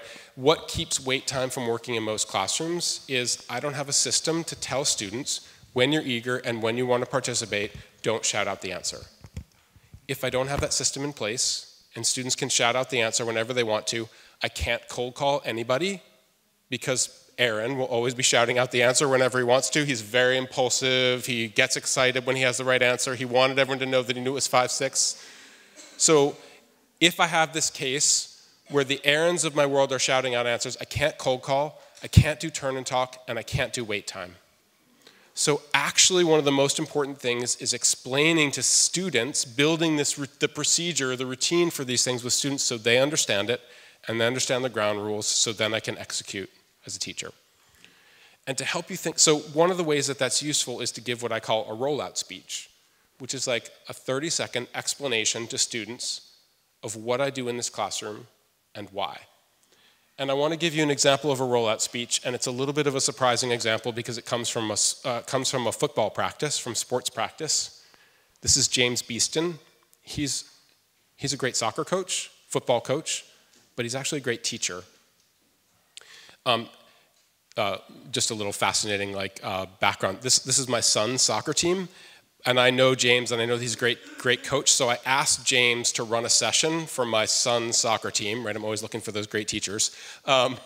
So James came and ran the session, and you're gonna see, this is the very first thing that he did with the boys when he got there. And I was like, okay, that is brilliant. So you're gonna see him do a little rollout speech where he explains to the boys how to participate in the mental side of training. And what I'm gonna ask you to do is to steal or adapt at least 2 things that he does or says that you could use in your classroom when you roll out how to participate, what the rules for participation are with your students. So I'll show you the video, put you in groups. Your goal is to come up with at least 2 phrases or actions that you can use or adapt from James's video. Was that slow enough? Did I do okay, people? Okay, good. I'm trying to slow down.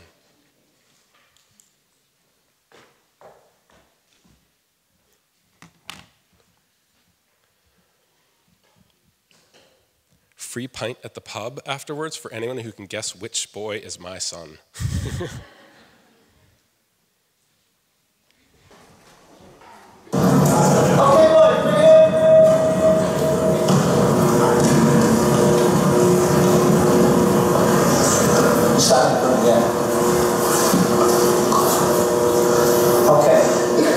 From tonight's session, okay, it's going to require intensity, both from a physical and a mental standpoint, okay? I'm going to be asking you questions throughout just to check for understanding. Don't shout out the answer. That's a big important thing, okay? So I want you to think about the answers that you're giving, alright? If you know the answer, and I go like that, raise your hand. If you don't know the answer, alright, that's okay. We'll work through it, we'll problem solve together. Sometimes I might call on you guys even if your hand isn't raised, okay? Because the game requires you to be switched on at all times. So I'm going to be calling on guys at times to make sure the focus is still there, all right? You need to be locked in from the first minute to the last minute. I'm going to do 2 things. First, I'm going to give you 15 seconds just to jot down anything you think you saw the first time through the video, language that you liked, actions that you liked. So 15 seconds for you to take notes.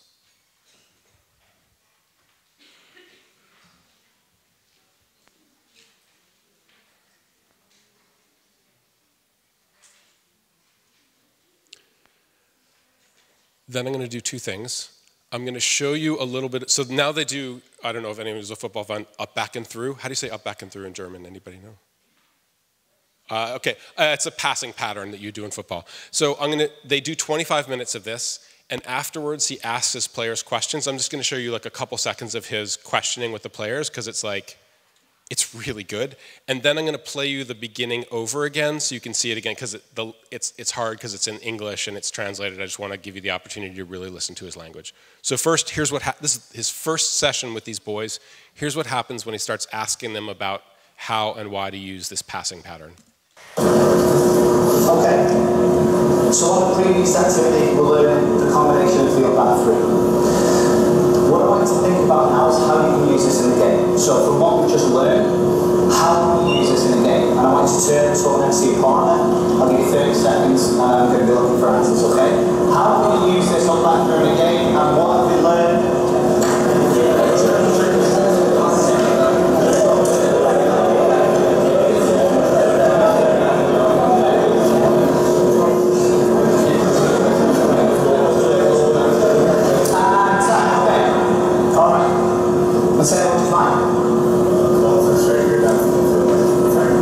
Okay, so that's the positional aspect of it. Once we're trying to get back to the midfield and through.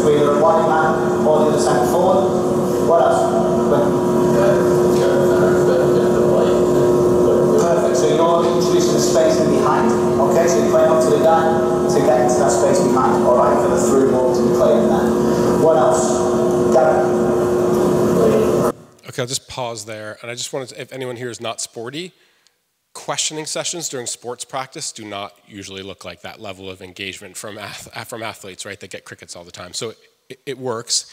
I'm going to go back to the beginning again and just show you his rollout speech. Again, vocabulary is important. A rollout speech is a time when you come into your class and you explain, here's what I'm going to do, here's what you're going to do, here's why, so that the expectations and the behaviors are clear. And again, I'm going to ask you to steal phrases and actions that James does here that you think are useful in your classroom. Okay, boys, bring it in.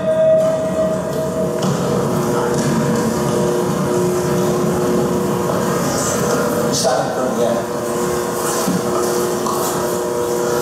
Okay, main things from tonight's session, okay, it's going to require intensity, both from a physical and a mental standpoint, okay? I'm going to be asking you questions throughout just to check for understanding. Don't shout out the answer. That's a big important thing, okay? So I want you to think about the answers that you're given, alright? If you know the answer and I go like that, raise your hand. If you don't know the answer, alright, that's okay. We'll work through it, we'll problem solve together. Sometimes I might call on you guys, even if your hand isn't raised, okay? Because the game requires you to be switched on at all times. So I'm going to be calling on guys at times to make sure the focus is still there. Alright, we need to be locked in from the first minute to the last minute. 10 seconds for you to button up your notes.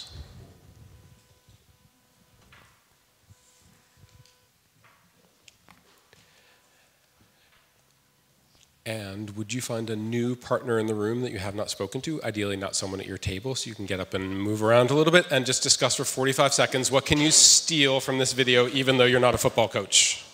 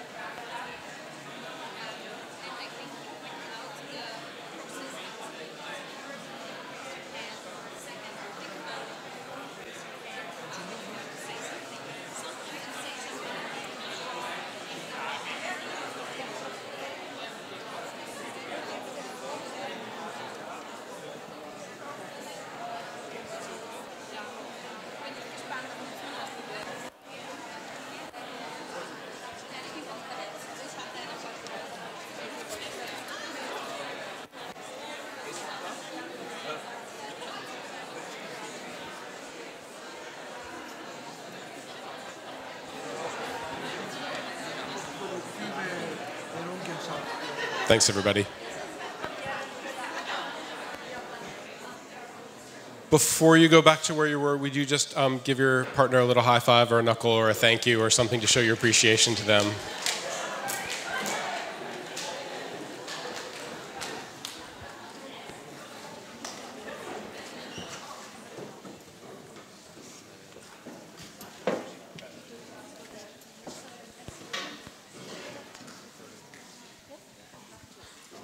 All right. Snaps for Katerina for having the youngest trainee in the room, the youngest potential teacher in the room. If you would like it, your reward is a cold call. I don't know if any of you want it. Would you like to start the conversation? Things you noticed about James? If it's going to wake your youngster, you don't have to, but would you like to? Great.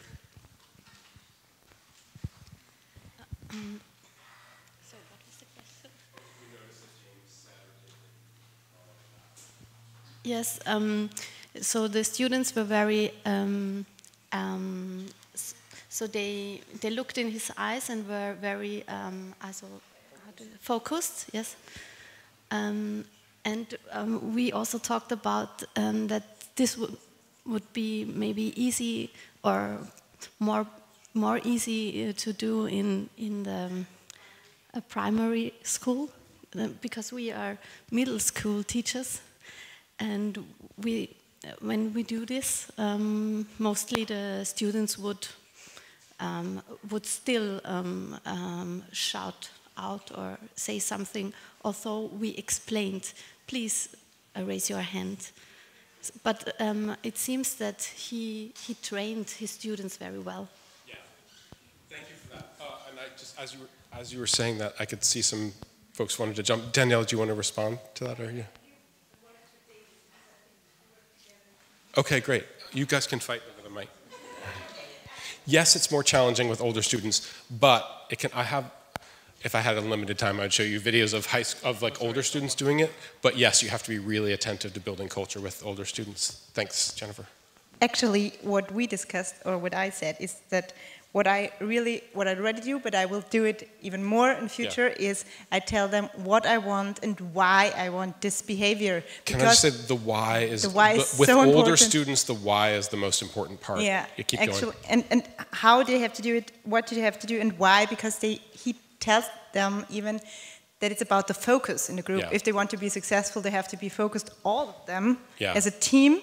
And it's like, if I go in a class and I tell them, it's not about your marks or whatever, but it's about us and I want us to be successful, it's a totally different commitment. Yeah, I think that's spot on. And we'll go to Ilsa. Yeah, am I right? Do I have? It's Ilsa? Yeah. Okay. And from my experience, it doesn't work from the first time. Yeah. You have to do it over and over again to develop a routine. And especially with older students, it takes sometimes months. Yeah. Really, really months, and then suddenly you have a point and then it works. Yeah. And it's so normal for them because you're using it over and over again, and this is what routine makes so important. You don't change your routine. You start with one routine and you stick to it. And you stick to it as long as it works. And if we know that people are going to struggle with the routine, then when they break the rules, we're clear but understanding. Let me pause you. We don't just reminder not to call out, right? Yeah. When someone calls out and you're like, I can't reward them by taking their answer, but I also can't be like, you know you're not supposed to call. I just say, let me remind you. I appreciate your enthusiasm. Let me remind you not to call out. It's really important. And so I have to know that I'm going to install that routine multiple times. And the why is so important. Can we just go back? I think James's why language is beautiful here. I really do think it's beautiful. Anyone notice anything about his why language? Something else? Or yeah, okay, I'll come to you in a second. What did you notice about his, in the second row here, Emily? Yeah. He said, because I want to know that I know that you understand. Yeah. So one thing he says is, he explains that he'll cold call. That's one piece of it. And he says, because sometimes I need to know if you understand. And he says, then what else does he say, Christine? Yeah, the game requires us to be switched on at all times. I want you to be successful. I want you to win, right? So the bigger purpose is, if you want to win, you're switched on at all time. That's why I'm doing this. Basically, I took this idea, gave you a rollout speech at the beginning of this workshop, and you're adults, but I wanted you to understand why I was going to cold call you, even though it was really strange, and why I was going to ask you to write, and all the things that I've been trying to do for exactly the same reason, because I think you do the most important work in society, and I want you to be successful, and I want you to so so that language of why is really important. You had another observation. Do you want to tell us about it? Yeah, thank you. I just wanted to say that I like the aspect that he said, if you don't know the answer, it's okay. We'll work through it together. Like he basically said, we're one community, we will work through it together, and we will come up with a solution. He wants them to think of playing football as a team sport, so that if you don't get it, we're going to get it together. Like that's our role as your teammates, is to build you up if you struggle. No reason you couldn't say something exactly like that to your classroom, which is like, I'll cold call you. If you don't know the answer, it's okay. Do your best. Give us what you can, and then we'll help you. That's our job, right? And then I'm ideally making, I'm always building cultures, and people like to be part of communities and cultures, so I think that moment is really beautiful here as well. And the other just little phrases or actions that stood out to people as being really important. I'm afraid I have to okay. Because you said it's not a normal Scripps lesson, and in each of the games... We'll give you a microphone so everyone can hear you, yeah. So each each of the games where you teach tactics as well, you need people to understand. Yeah. So if they are just running the system, you don't profit. Yeah. So it's not right. Many of the sports lessons where you teach tactics should look like this. Oh, they should. Because you want to have players who decide for themselves. Yeah. And if they don't understand, they can't do it. And you can't step in, you can't have help defense. So I'm very sorry to contradict you. Any sport that has tactics and needs people to think and not just to run look like this. I agree. That's actually why, I work with, I have a Premier League club that I work with, and I showed the Premier League manager this video it's a great analogy for the classroom, which is on the football pitch, there is no one who can shout to you something at the moment when you need to make the decision. It's just like life. In the end, you need to be able to do it on your own. And so if I want that, yes. Yeah, it's right. So we need to, when I say this is unusual, I think the goal should always be for understanding, and that's why what he does is so important. But I think it's rare that sports teams actually achieve the level of questioning that James gets here. But I'm 100% with you. It's a great analogy for life, which is you have to go do it on your own. Yeah, I think that's that's why I love showing this video, because this is someone who thinks about this group as a team. And I think that that's also a message to us that we can make our classrooms students feel more belonging when they feel part of a team. Those athletes describe themselves as football players because they feel like they're a part of a team. And if we want students to describe themselves as students and think about themselves as belonging to something when they're students, creating some of that team aspect can also be powerful. So I'm going to argue that we're still agreeing. Okay, thank you for that analysis. I'm going to show you a video, this next video. This teacher is Jessica Bracey. And I don't know how I've gotten to where, okay. This is Jessica Bracey, and I think that her ratio is really good. And I'm going to ask you just to watch for her ratio and describe why it's good. But the thing I would like you to watch for most is the thing that we haven't really talked about, which is the role of writing. And I would say that her ratio is really good, and the most important reason why is the way that she uses writing. So that's what to be watching for. Was I slow enough? Okay, good, thank you. Trying to improve. My wife also finds that I struggle to take feedback, but I'm trying to get better. Why can't I find my video here?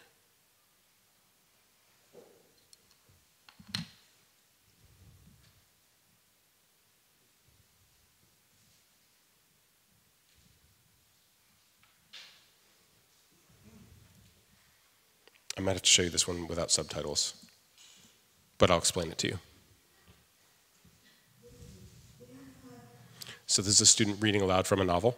Between me and Maddie, she's not my friend anymore. So it sounded very convincing. Pause there. Take your books. First question. So you should be focusing on question 87. I'm going to read a response journal for chapter 10. We're here. Please read question for me. Question 87. Go ahead, Angela. Right, so they just finished reading the novel. She's asked them to read, to look in their journals at question 87. She's going to ask a student to read the question, and then they're going to write about it. What is Tony playing? Why does Tony play this game? What does this about Tony? Perfect. You have evidence in the text. Make sure you find it and write it. Please get to work.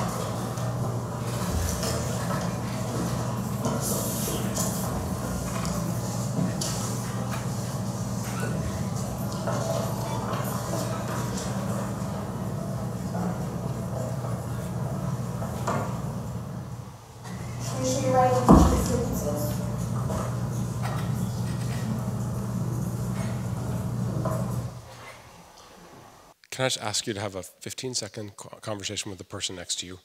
How do you evaluate her ratio right now? Think ratio and participation ratio. How do you evaluate it right now? 15 seconds to discuss. Go.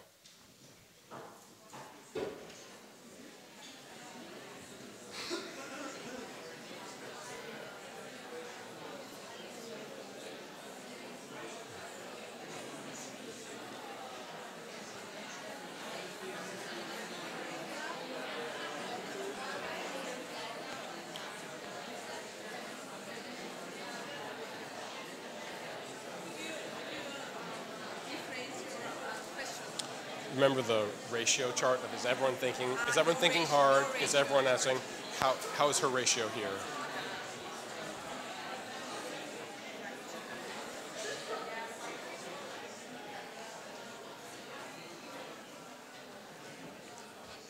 Okay.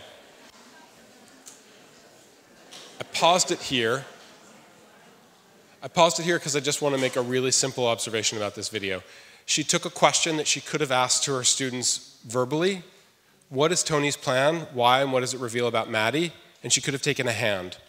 In which case, one student would have answered it, and maybe a couple of other students would have thought about it. And so maybe her ratio would have been like halfway to here, and maybe like 2/3 of the way up. Not bad. But as soon as she says, in your reading response journal, go, and every pencil starts moving, every single kid in the classroom has answered this question. And if you look at this student's work here, like it's complete sentences, this is much harder. Writing is harder than talking. Anytime you talk, you compensate for your lack of clarity by making gestures and with your voice inflection, and your word choice doesn't have to be that precise. But when you write, you have to think more deeply, it's more challenging, and you encode it in memory better. And so I would say one of the most important things to take from this video is, in this moment when she inserts a short period of writing, instantly her ratio goes to the upper right-hand corner. If she can build this routine, that is, when I say go, every pencil starts moving, which we'll come back to. So her ratio is really high here. Let's watch what happens next.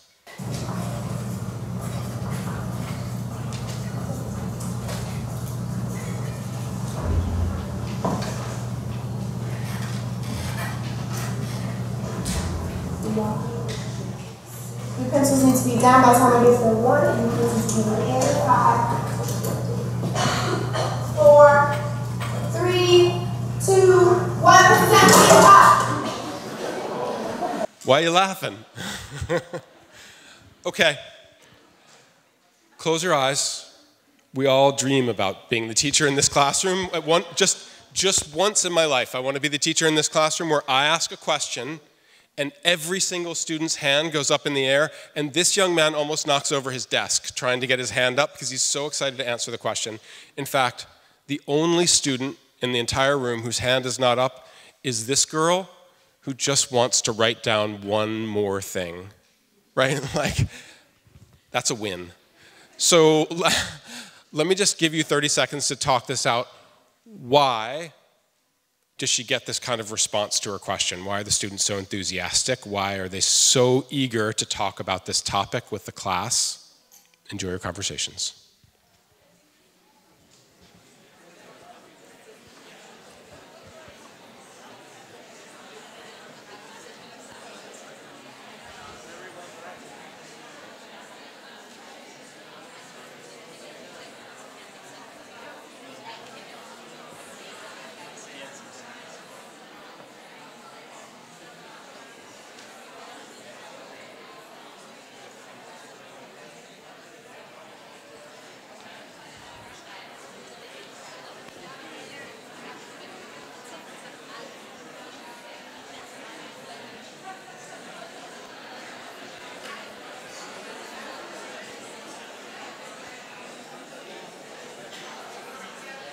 Your feeling as the engagement still from the group out of 100%? It's pretty good. I mean, people are tired, but I think they're doing fine. Okay. I'm gonna jump from this to the last video, and then I might end a couple minutes early. Okay. Is that okay? It's just like a quarter of an hour or 20 minutes. What do you reckon? Yeah, that seems about right. Yeah. Yes. That seem okay? Perfect. Super.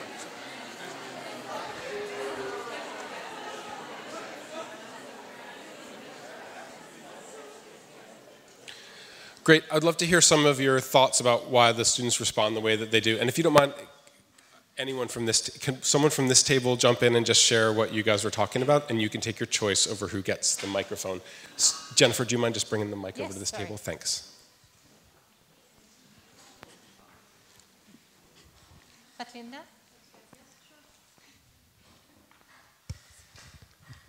We talked about that one possibility could be that the topic is very interesting to them, that it's something that they are interested in. Yeah. And another possibility is that they had enough time to prepare for the answers, and so they were confident to share.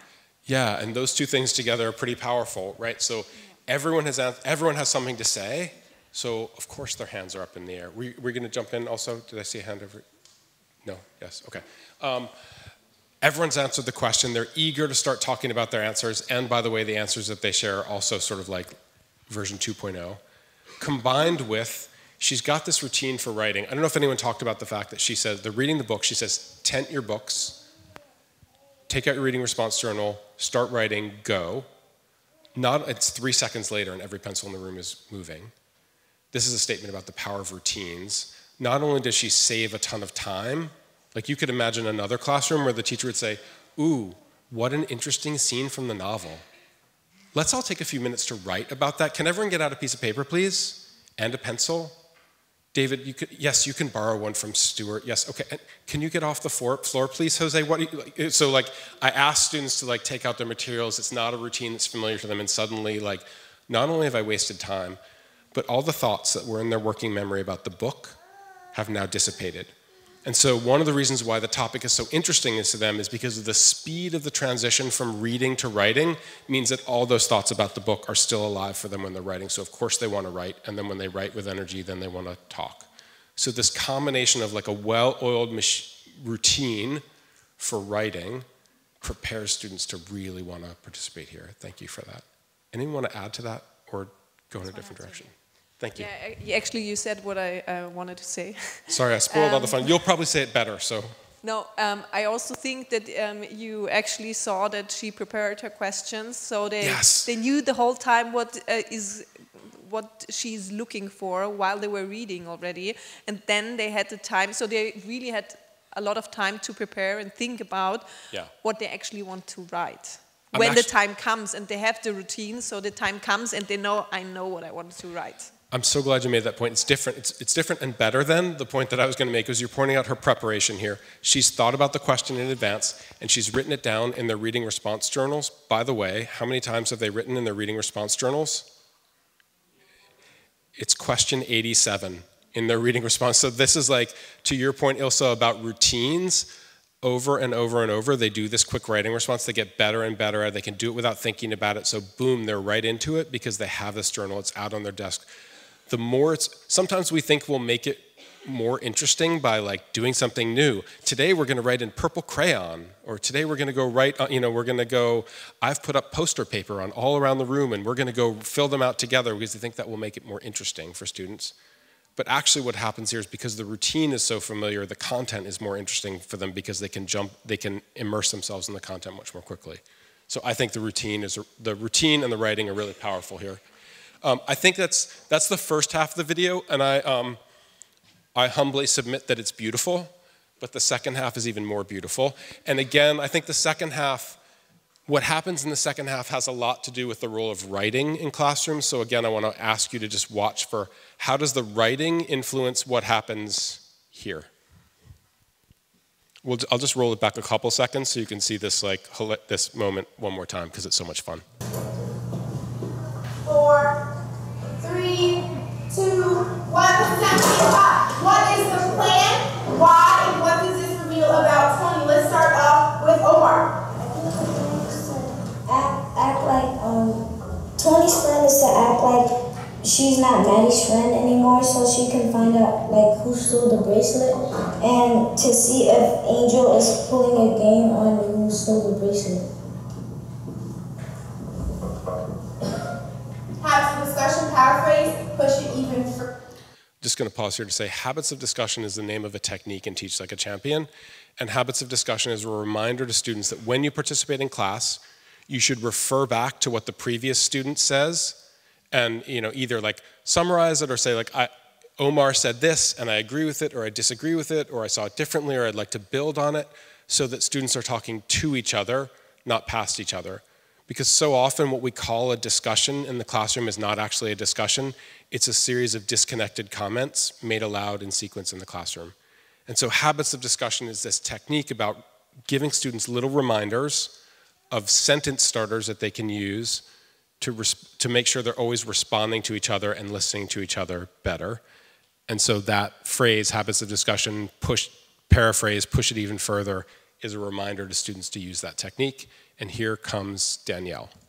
Please track data.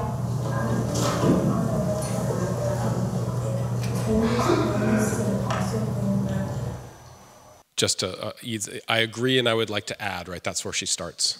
That she's not friends with Maddie, and I'd like to add that she's also doing this because, like Omar said, she wants to figure out who stole the bracelet, and I think she's also doing this to try to trick Charlene and Angel into thinking that they're not friends and that they're separating now, and so that she can really see what they're really thinking inside of them really deeply to think who really stole the bracelet, or if it's a trick. That was really strong. Can you please give us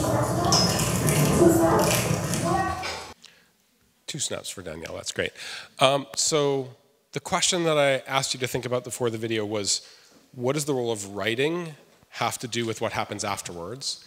And I want to give you 30 seconds to write for yourselves to reflect on that question. So you write for 30 seconds about how the writing influences what we just saw in the classroom. Enjoy your reflection.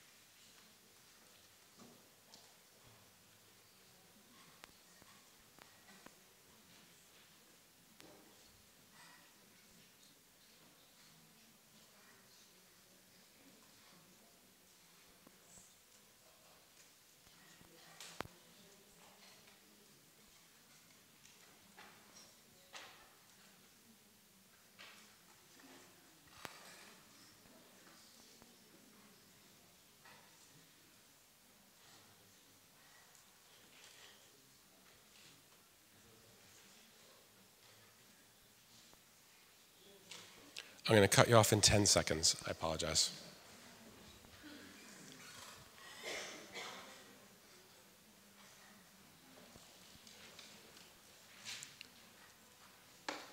Great. Let's pause there.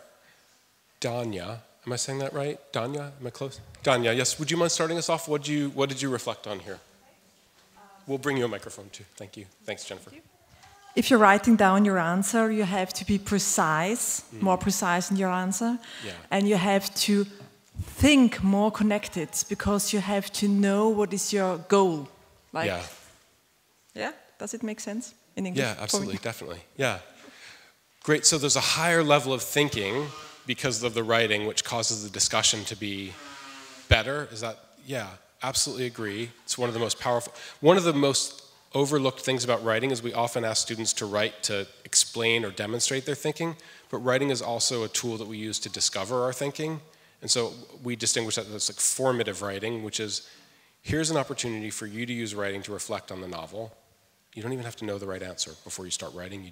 I want you to think in writing. And so that's often powerful for students. What else? How else does the writing affect what comes after it? Is Lydia? Yes. Great, and then we'll come to you, Stefan. I noticed that all the children were answering the question at the same time, which I think is, so the attention span was amazing. Yeah. Yeah, and Can I just say that attention, your ability to sustain focus, is one of the most important drivers of learning. This is like well established by cognitive science. But one of the effects of the cell phone, the smartphone, is that it fractures student attention. And so one of the things we should be thinking about in the classroom is how can I build up their ability to sustain their attention for periods of time. The average student switches tasks when they're on their cell phone every 17 seconds. So the fact that these students can like write for 3 minutes at a stretch, that they practice doing those, is really, really important. So I just wanted to point that out. Keep going though, please. Okay. I have a question. What is the lady doing when she's writing something on the board? Yeah. We call that charting.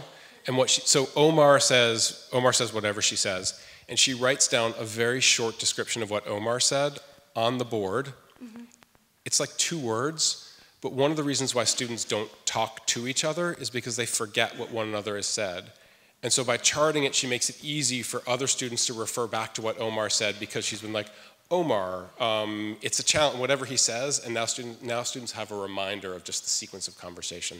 So okay, yeah. It's called charming or? Charting, yeah. Charting, okay, yeah. Thank you. Sure.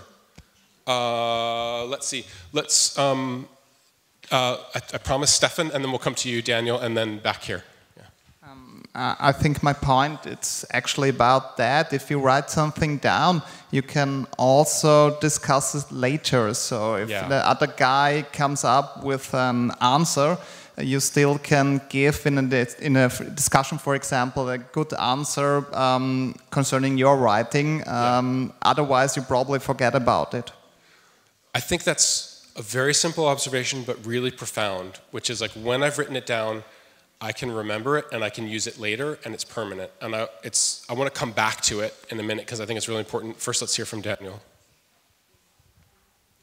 I'll just go this way so you talk to the rest of the room. Yeah, sorry, go ahead.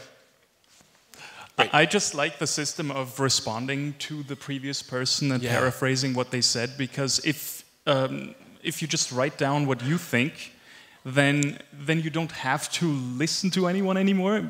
So it's not like you just have a script of what you're going to say. You still need to be attentive and to be ready for surprises. It's really true. There's a connection between writing and listening that I think you and Stefan are both pointing out that I want to come back to in a minute because I think it's really important. And can you close us out? Is it, Sandra, will you just close us out on this? Thanks. The children will write in whole sentences, and so they will speak in whole sentences, like the technique format matters. Yeah, so Danielle gives that long answer. It's really, and one of the reasons she's so confident saying so much is because she's written it out beforehand. I just actually want to do some instant replay, if you don't mind here, because I think one of the biggest challenges that we're always facing in the classroom is the limits of working memory. So often when you call on a kid in the class, so Omar speaks in your classroom and you call on Danielle, and Danielle raises her hand and she says something like, what I wanted to say is, I think that's a really interesting phrase. What I wanted to say is a way of saying, what Omar just said is completely irrelevant to me. I'm going to say what I was going to say before he even spoke. Oh, did you say something? Right, and that causes us to not be connected and not develop ideas together, and it sends a message to Omar from his peers that they didn't care at all about what he said, and if he's smart, he'll learn to stop talking if he gets that message enough. So the difference between what I wanted to say is, and I agree with Omar and I'd like to develop, it's really important. And one of the reasons why Danielle is able to do that is because she listens. So I just want to show you two things. I was asking you to think about the role of writing here. First of all, watch Omar while he's answering. He's not reading his writing, but he's referring to it constantly. Just watch his eyes. She wants to act like she's not Maddie's friend anymore, so she can find out like who stole the bracelet, and to see if Angel is pulling a game on who stole the bracelet. So he's like refreshing his memory of what he wrote, and then he looks up and he talks about it and he glances down to remind himself what he wanted to say. So often we call on kids and they lose their place or they get nervous. But he has a safety net here. He can glance down at his writing to remind him, and all of his ideas are in front of him. So he's not reading, but he's using his writing to speak, and that makes him more confident and more complete. Now let's watch Danielle while she's responding to Omar. Again, watch her eyes. That she's not friends with Maddie, but I wanted to add that she's also doing this because, like Omar said, she wants to figure out who stole the bracelet, and I think she's also doing this to try to trick Charlene and Angel into thinking that they're not friends and that they're separated now, and so that she can really see what they're really thinking inside of them really deeply to think really stole the bracelet. Stefan, you said when you write it down, you can use it later. And not only can you see her like referring back, one of the reasons why Danielle is able to build off of Omar is because while Omar is talking, she doesn't have to be saying to herself, what I wanted to say is what I wanted to say is what I wanted to say is what, oh, are you done? What I wanted to say is, right, when you write something down, you unload your working memory so that you can listen to people. And if you don't get the opportunity to write it down, you can't remember it and listen at the same time, so you have to choose. And so you can see actually what Danielle is doing here. She's referring back to what she said because she stopped thinking about it while Omar was talking so she could think about what Omar was talking. And we basically can't hold two things in our working memory at the same time. And so writing helps students to listen. Daniel, I think you made this point also. There's a profound connection between writing and listening in the classroom. And so to me, this is there's a beautiful discussion here, and the way that this idea of habits of discussion of students building off of each other, the last video that I'm going to show you is about this idea. I think it's so important in the classroom, but it starts with writing. That writing is not only does everyone process the idea when they're writing, but then everything that happens after the writing is shaped by the fact that they wrote first. Marcus.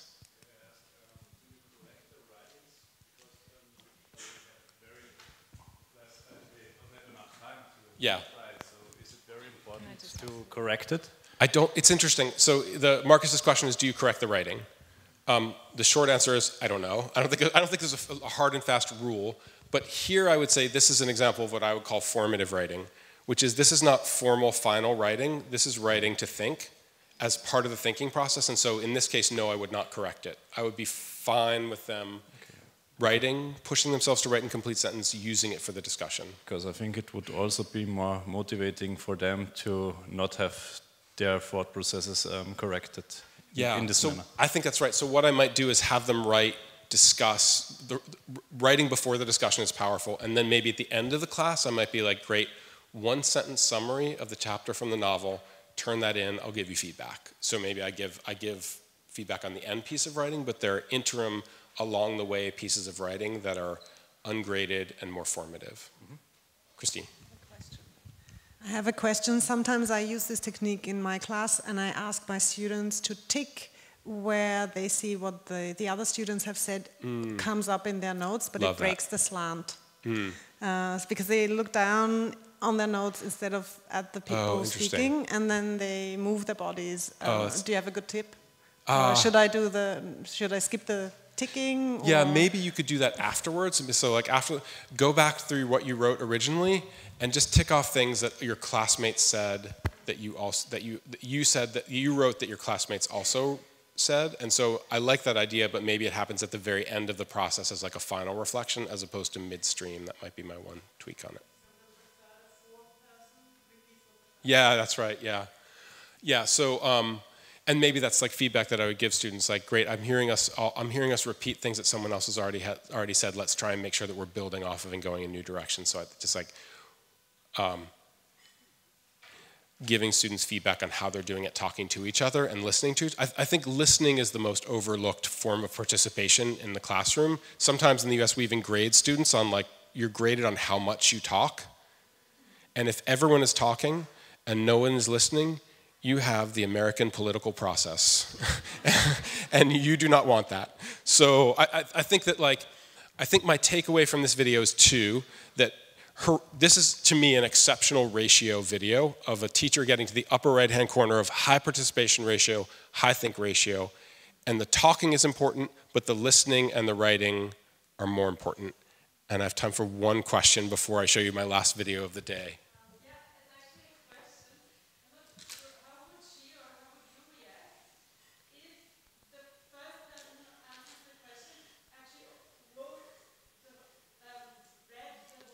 Yeah. The short answer is it depends. If they read their text and it was a relatively smart, reasonable amount of length, right, and they were a little bit cautious about what they're saying and they just needed the safety net, I'd be fine with it. If they read their whole text and just went on too long and they're just kind of monopolizing in a way that they should recognize as too much, I might be let me pause you there. You've said a lot. Let me give other people a chance to respond. Right, so I might just kind of give them feedback that they're saying too much. Because I think nobody tells kids that when they do that. So it kind of depends a little bit there. Thanks for that question. Okay, so one of the things we talked about is the power of this technique, habits of discussion, which is getting students to talk to each other. And one of the things I haven't really shown you is like, what does it look like the first day when you're rolling out a system? So I think one of the themes of today is the power of systems and routines to shape behavior in the class. Oh, actually, is the power of systems and routines to shape behavior in the classroom.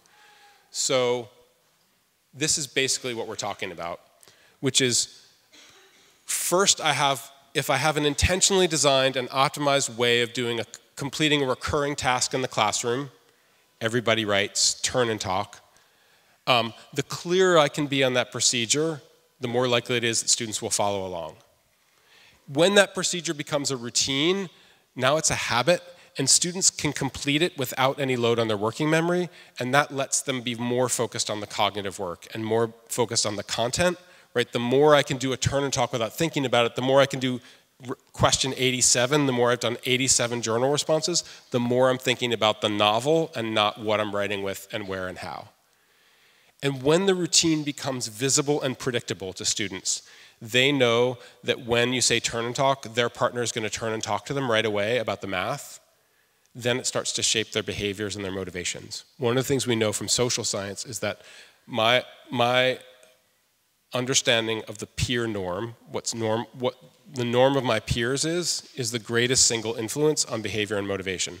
So my seeing other people turn and talk, my seeing everybody else write, makes me want to do it and internalize it like this is part of who I am.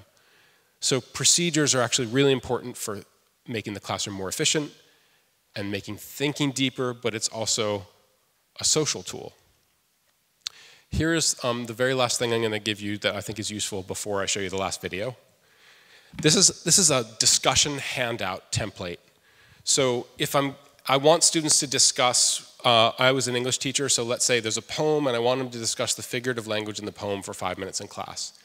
I might give them this handout to work off of, and I'll just explain what's here and why. So the first thing that I do is, we're reading the poem and I have a stop and jot here. I call this a stop and jot because the jot is like you write down informally. What's that? Oh, can I make it big? Yeah. Oh, I thought you were signaling me to like wrap things up.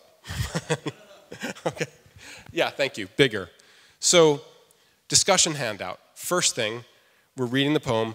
Pause, guys. 30 seconds to stop and jot, right? That just kind of sounds informal and like you don't have to be perfect. What are some things the figurative language in the first stanzas might suggest about the people in the crowd? The most important word in that writing prompt is the word might, because you don't have to know the answer before you start writing, right? You're just guessing here and you're coming up with ideas, right? So I don't have to know what I think to start. So this is capturing what Jessica does, which is before the discussion we have to write. If we write before the discussion, everyone will have better ideas, they'll be able to listen better, right? The discussion will be better. So they write, and then I say, great, pause there, guys, let's talk about this a little bit. Who can get us started? Carly. And Carly says, one of the things I notice is that the stanza describes faces but not people. Great. And maybe I even write that down on the board, I'm charting it, to encourage students in this space, they're supposed to take notes on things that they said. So I'm like, I see, Carly, I see lots of people writing down your comment in the box there, right? So I'm socializing them to take notes on each other's work. Tyshawn goes next. Yeah, and I agree, and I also noticed that there's no single individual named in the beginning of the poem. Everyone is anonymous. Ooh, so interesting. Like, let's all get that down. So maybe now students are writing down things that their peers say during the discussion. The writing, taking notes on what peers say, also socializes me to listen. I'm using my habits of discussion here. And then I think this is the most important part. We talk about it for 5 minutes, and I say, great, that was a really interesting discussion. Let me pause you there. I want you to go back to what you wrote at the beginning and revise it. Based on our discussion, revise your original response. What are some things the figurative language in the first what are some things you now think about the figurative language in the first stanzas suggests about the people in the crowd? And I think that this is really important because what it does is it changes the purpose of discussion. For many students, the purpose of discussion is to win. To be proven the person who was right at the beginning all along, right? And so you have kids, they dig in their heels and they just want to argue for their original point. I can't speak for you, but when I have discussions with people who want to prove to me that they were right all along, they're just not that valuable and interesting to me in life. Much more interesting are discussions where we're talking to each other and we're talking about how we're changing our opinion and listening to each other. And so this final prompt where you rewrite your original thoughts causes you to think, now the purpose of discussion is not to win, but to learn from other people and to change my own thinking. And maybe I even emphasize that by saying, great, Carla, tell us how your final right changed and who changed your mind, right? And now I'm showing how important this process of listening and changing your thinking is. And so this is read or do an activity, write, discuss, revise, and just that very simple process, I think, of writing first and writing after changes the discussion and helps students to talk to one another, which I think is really important. And then, by the way, it's the very last video I get to show you today. Yeah, I was hoping like, oh no, last video? Come on. You can have time for one more. But this is a beautiful video. So this is shot at a school in England, and we went there to do a workshop on habits of discussion, which is the idea of like, how can we socialize students to talk to each other instead of past each other? And I showed them the Jessica Bracey video and a couple more, and they all got together as a school, and they decided that they were going to try and roll this out as a team, and they built this slide that you're going to see in the video that's like standard across all of their classrooms. So this is Ben, and this is the very first time that he's tried to teach his students to use habits of discussion in the classroom. The idea that like when you speak, you refer back to the person who went before, you build off of other people's ideas, you connect your ideas. And I think this, like, he's incredibly successful at the very first time he tries it. And so I want to show it to you and let you make observations about what you can steal when you roll out a system, when you first try a system like this, especially this system, which is habits of discussion, which is so important. So here is Ben. I'm just going to pause it a few times to make observations about it. Okay, so with this next task, what I'm going to ask you to do is to look back through your books at the arguments we wrote this lesson and last lesson about arguments for and against the death penalty. So I'm going to give you 20 seconds now, have a look back at your notes and evaluate for yourself, what do you think is the strongest argument, either for or against? Okay, go through it. Sorry guys, it's clear. Don't discuss it, you're looking and thinking now about what we're doing. Go through it. Just want to make two tiny observations. This is the first time he wants them to have a really good discussion, so he wants them to talk about a substantive topic. The topic is the death penalty. That is a really hard thing to talk about. If they had not spent a day or two discussing the death penalty and giving them information, he just said, great guys, let's have a discussion about the death penalty, right? He would not get a good discussion. So one of the things this is the second or third day on the topic, and he says, first thing is go back and look over your notes. What's important that we've talked about so far, so just like making sure that they're informed for the discussion. I also think it's really fascinating that he says, go back and look over your notes, and they start to turn and talk almost by accident because that routine is so familiar to them and they like it. He just does a beautiful job of saying, sorry, I wasn't clear, I just want you, but it shows you how much students like turn and talk.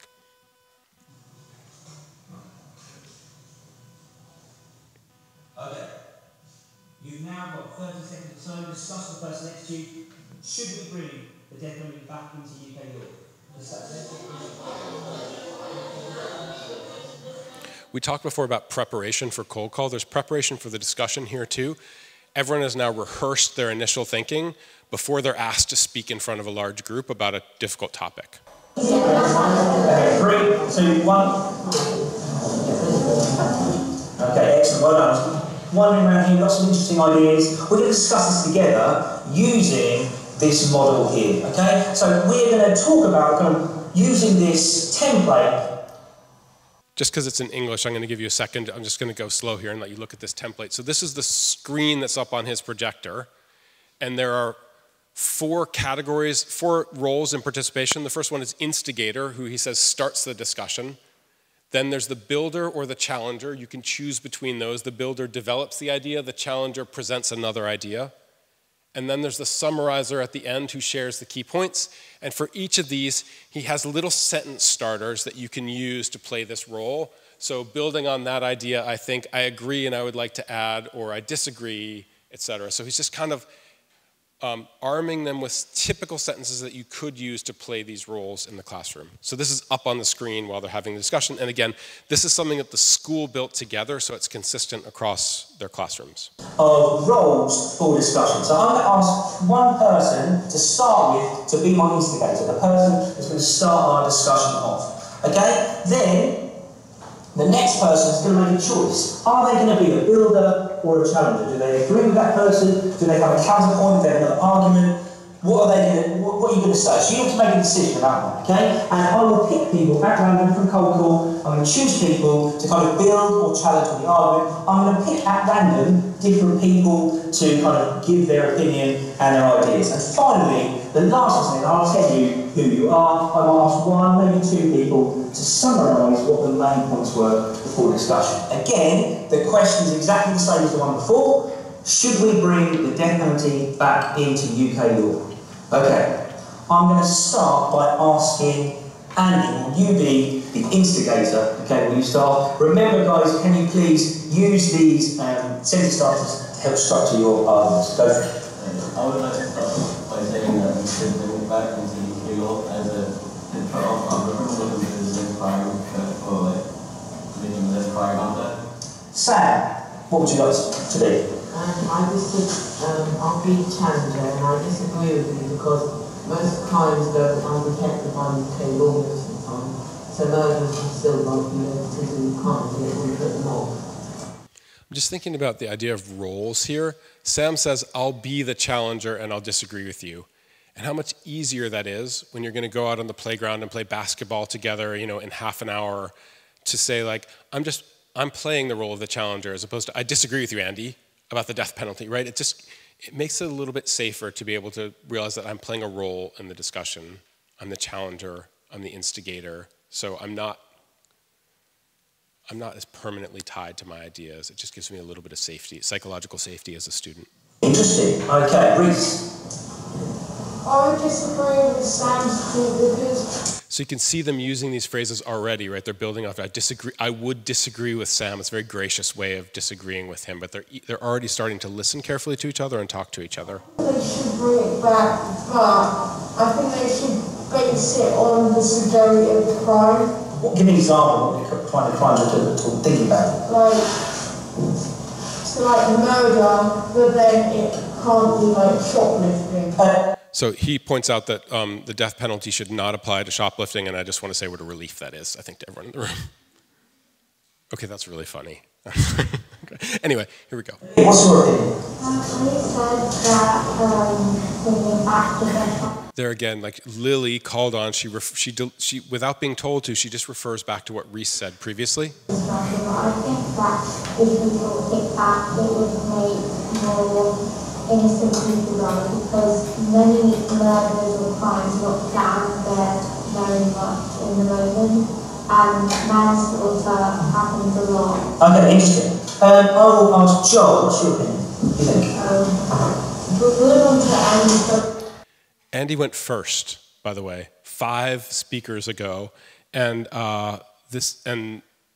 Joel, forget the name of the student who's talking now, is referring to him and Reese. So just like you can see the results of the listening behaviors here, that they're like really attentive to who said what and the need to build off of them, and so they're just connecting beautifully already. The research was saying, I think that it should be punished based off the severity of the crime. If someone stole the condition as the disability, but if they murder someone, they finish no weight and stuff like that, then they should have to get a penalty. Okay, so just the most severest of crimes. So that's really interesting. Sienna, what's your opinion? That's a really lovely cold call. Sienna, what's your opinion? Right, just an invitation to join the conversation to a student who might be hesitant. And it's really hard to get that question wrong. It's during the times when we had the death penalty, crime rates weren't significantly lower or higher, so no matter what we did, there would still be crimes everywhere. So it's better to not risk killing innocent people just so that the families can feel a bit proud. So I'll ask Katie, will you please be my summariser? What have we discussed so far? We discussed that most people think, a lot of people think that we should bring back the death penalty, but just for severe crimes, murder. And that's what the also say that we shouldn't, because mistakes can be made. Okay, excellent. Well done. Thank you very much. I just want to point out how fantastic that summary is at the end there, right? She describes both points of view in the room in a way that I think people who held those points of view would agree with. She starts to say, well, most of us, well, actually some of us thought. So you can see that like she's actually like recognized the degree of the disagreement in the room. It's really beautiful listening. And so you can see just how effective it is in rolling out this system. So I just want to, this is the very end of our presentation, I want to give you exactly 30 seconds to write down one takeaway, one thing you want to prioritize, either from this video or from the day today, something you want to try when you go back to your classroom on Monday and you crush it. What's your priority action that you want to work on?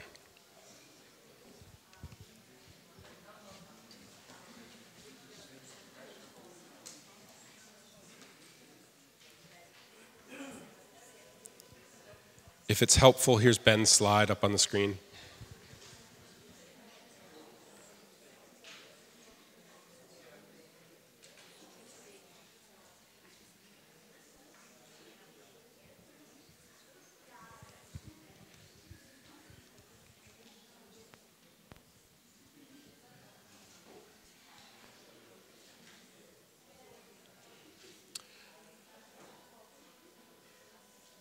Great. And with that, I have one last task, which is to thank you for your work on behalf of young people. Teachers do the most important work in society. It is especially challenging now. So thank you for all your work on behalf of young people and behalf of their parents. And thank you for all your great insight and energy for over 2.5 pretty long hours in the heat today.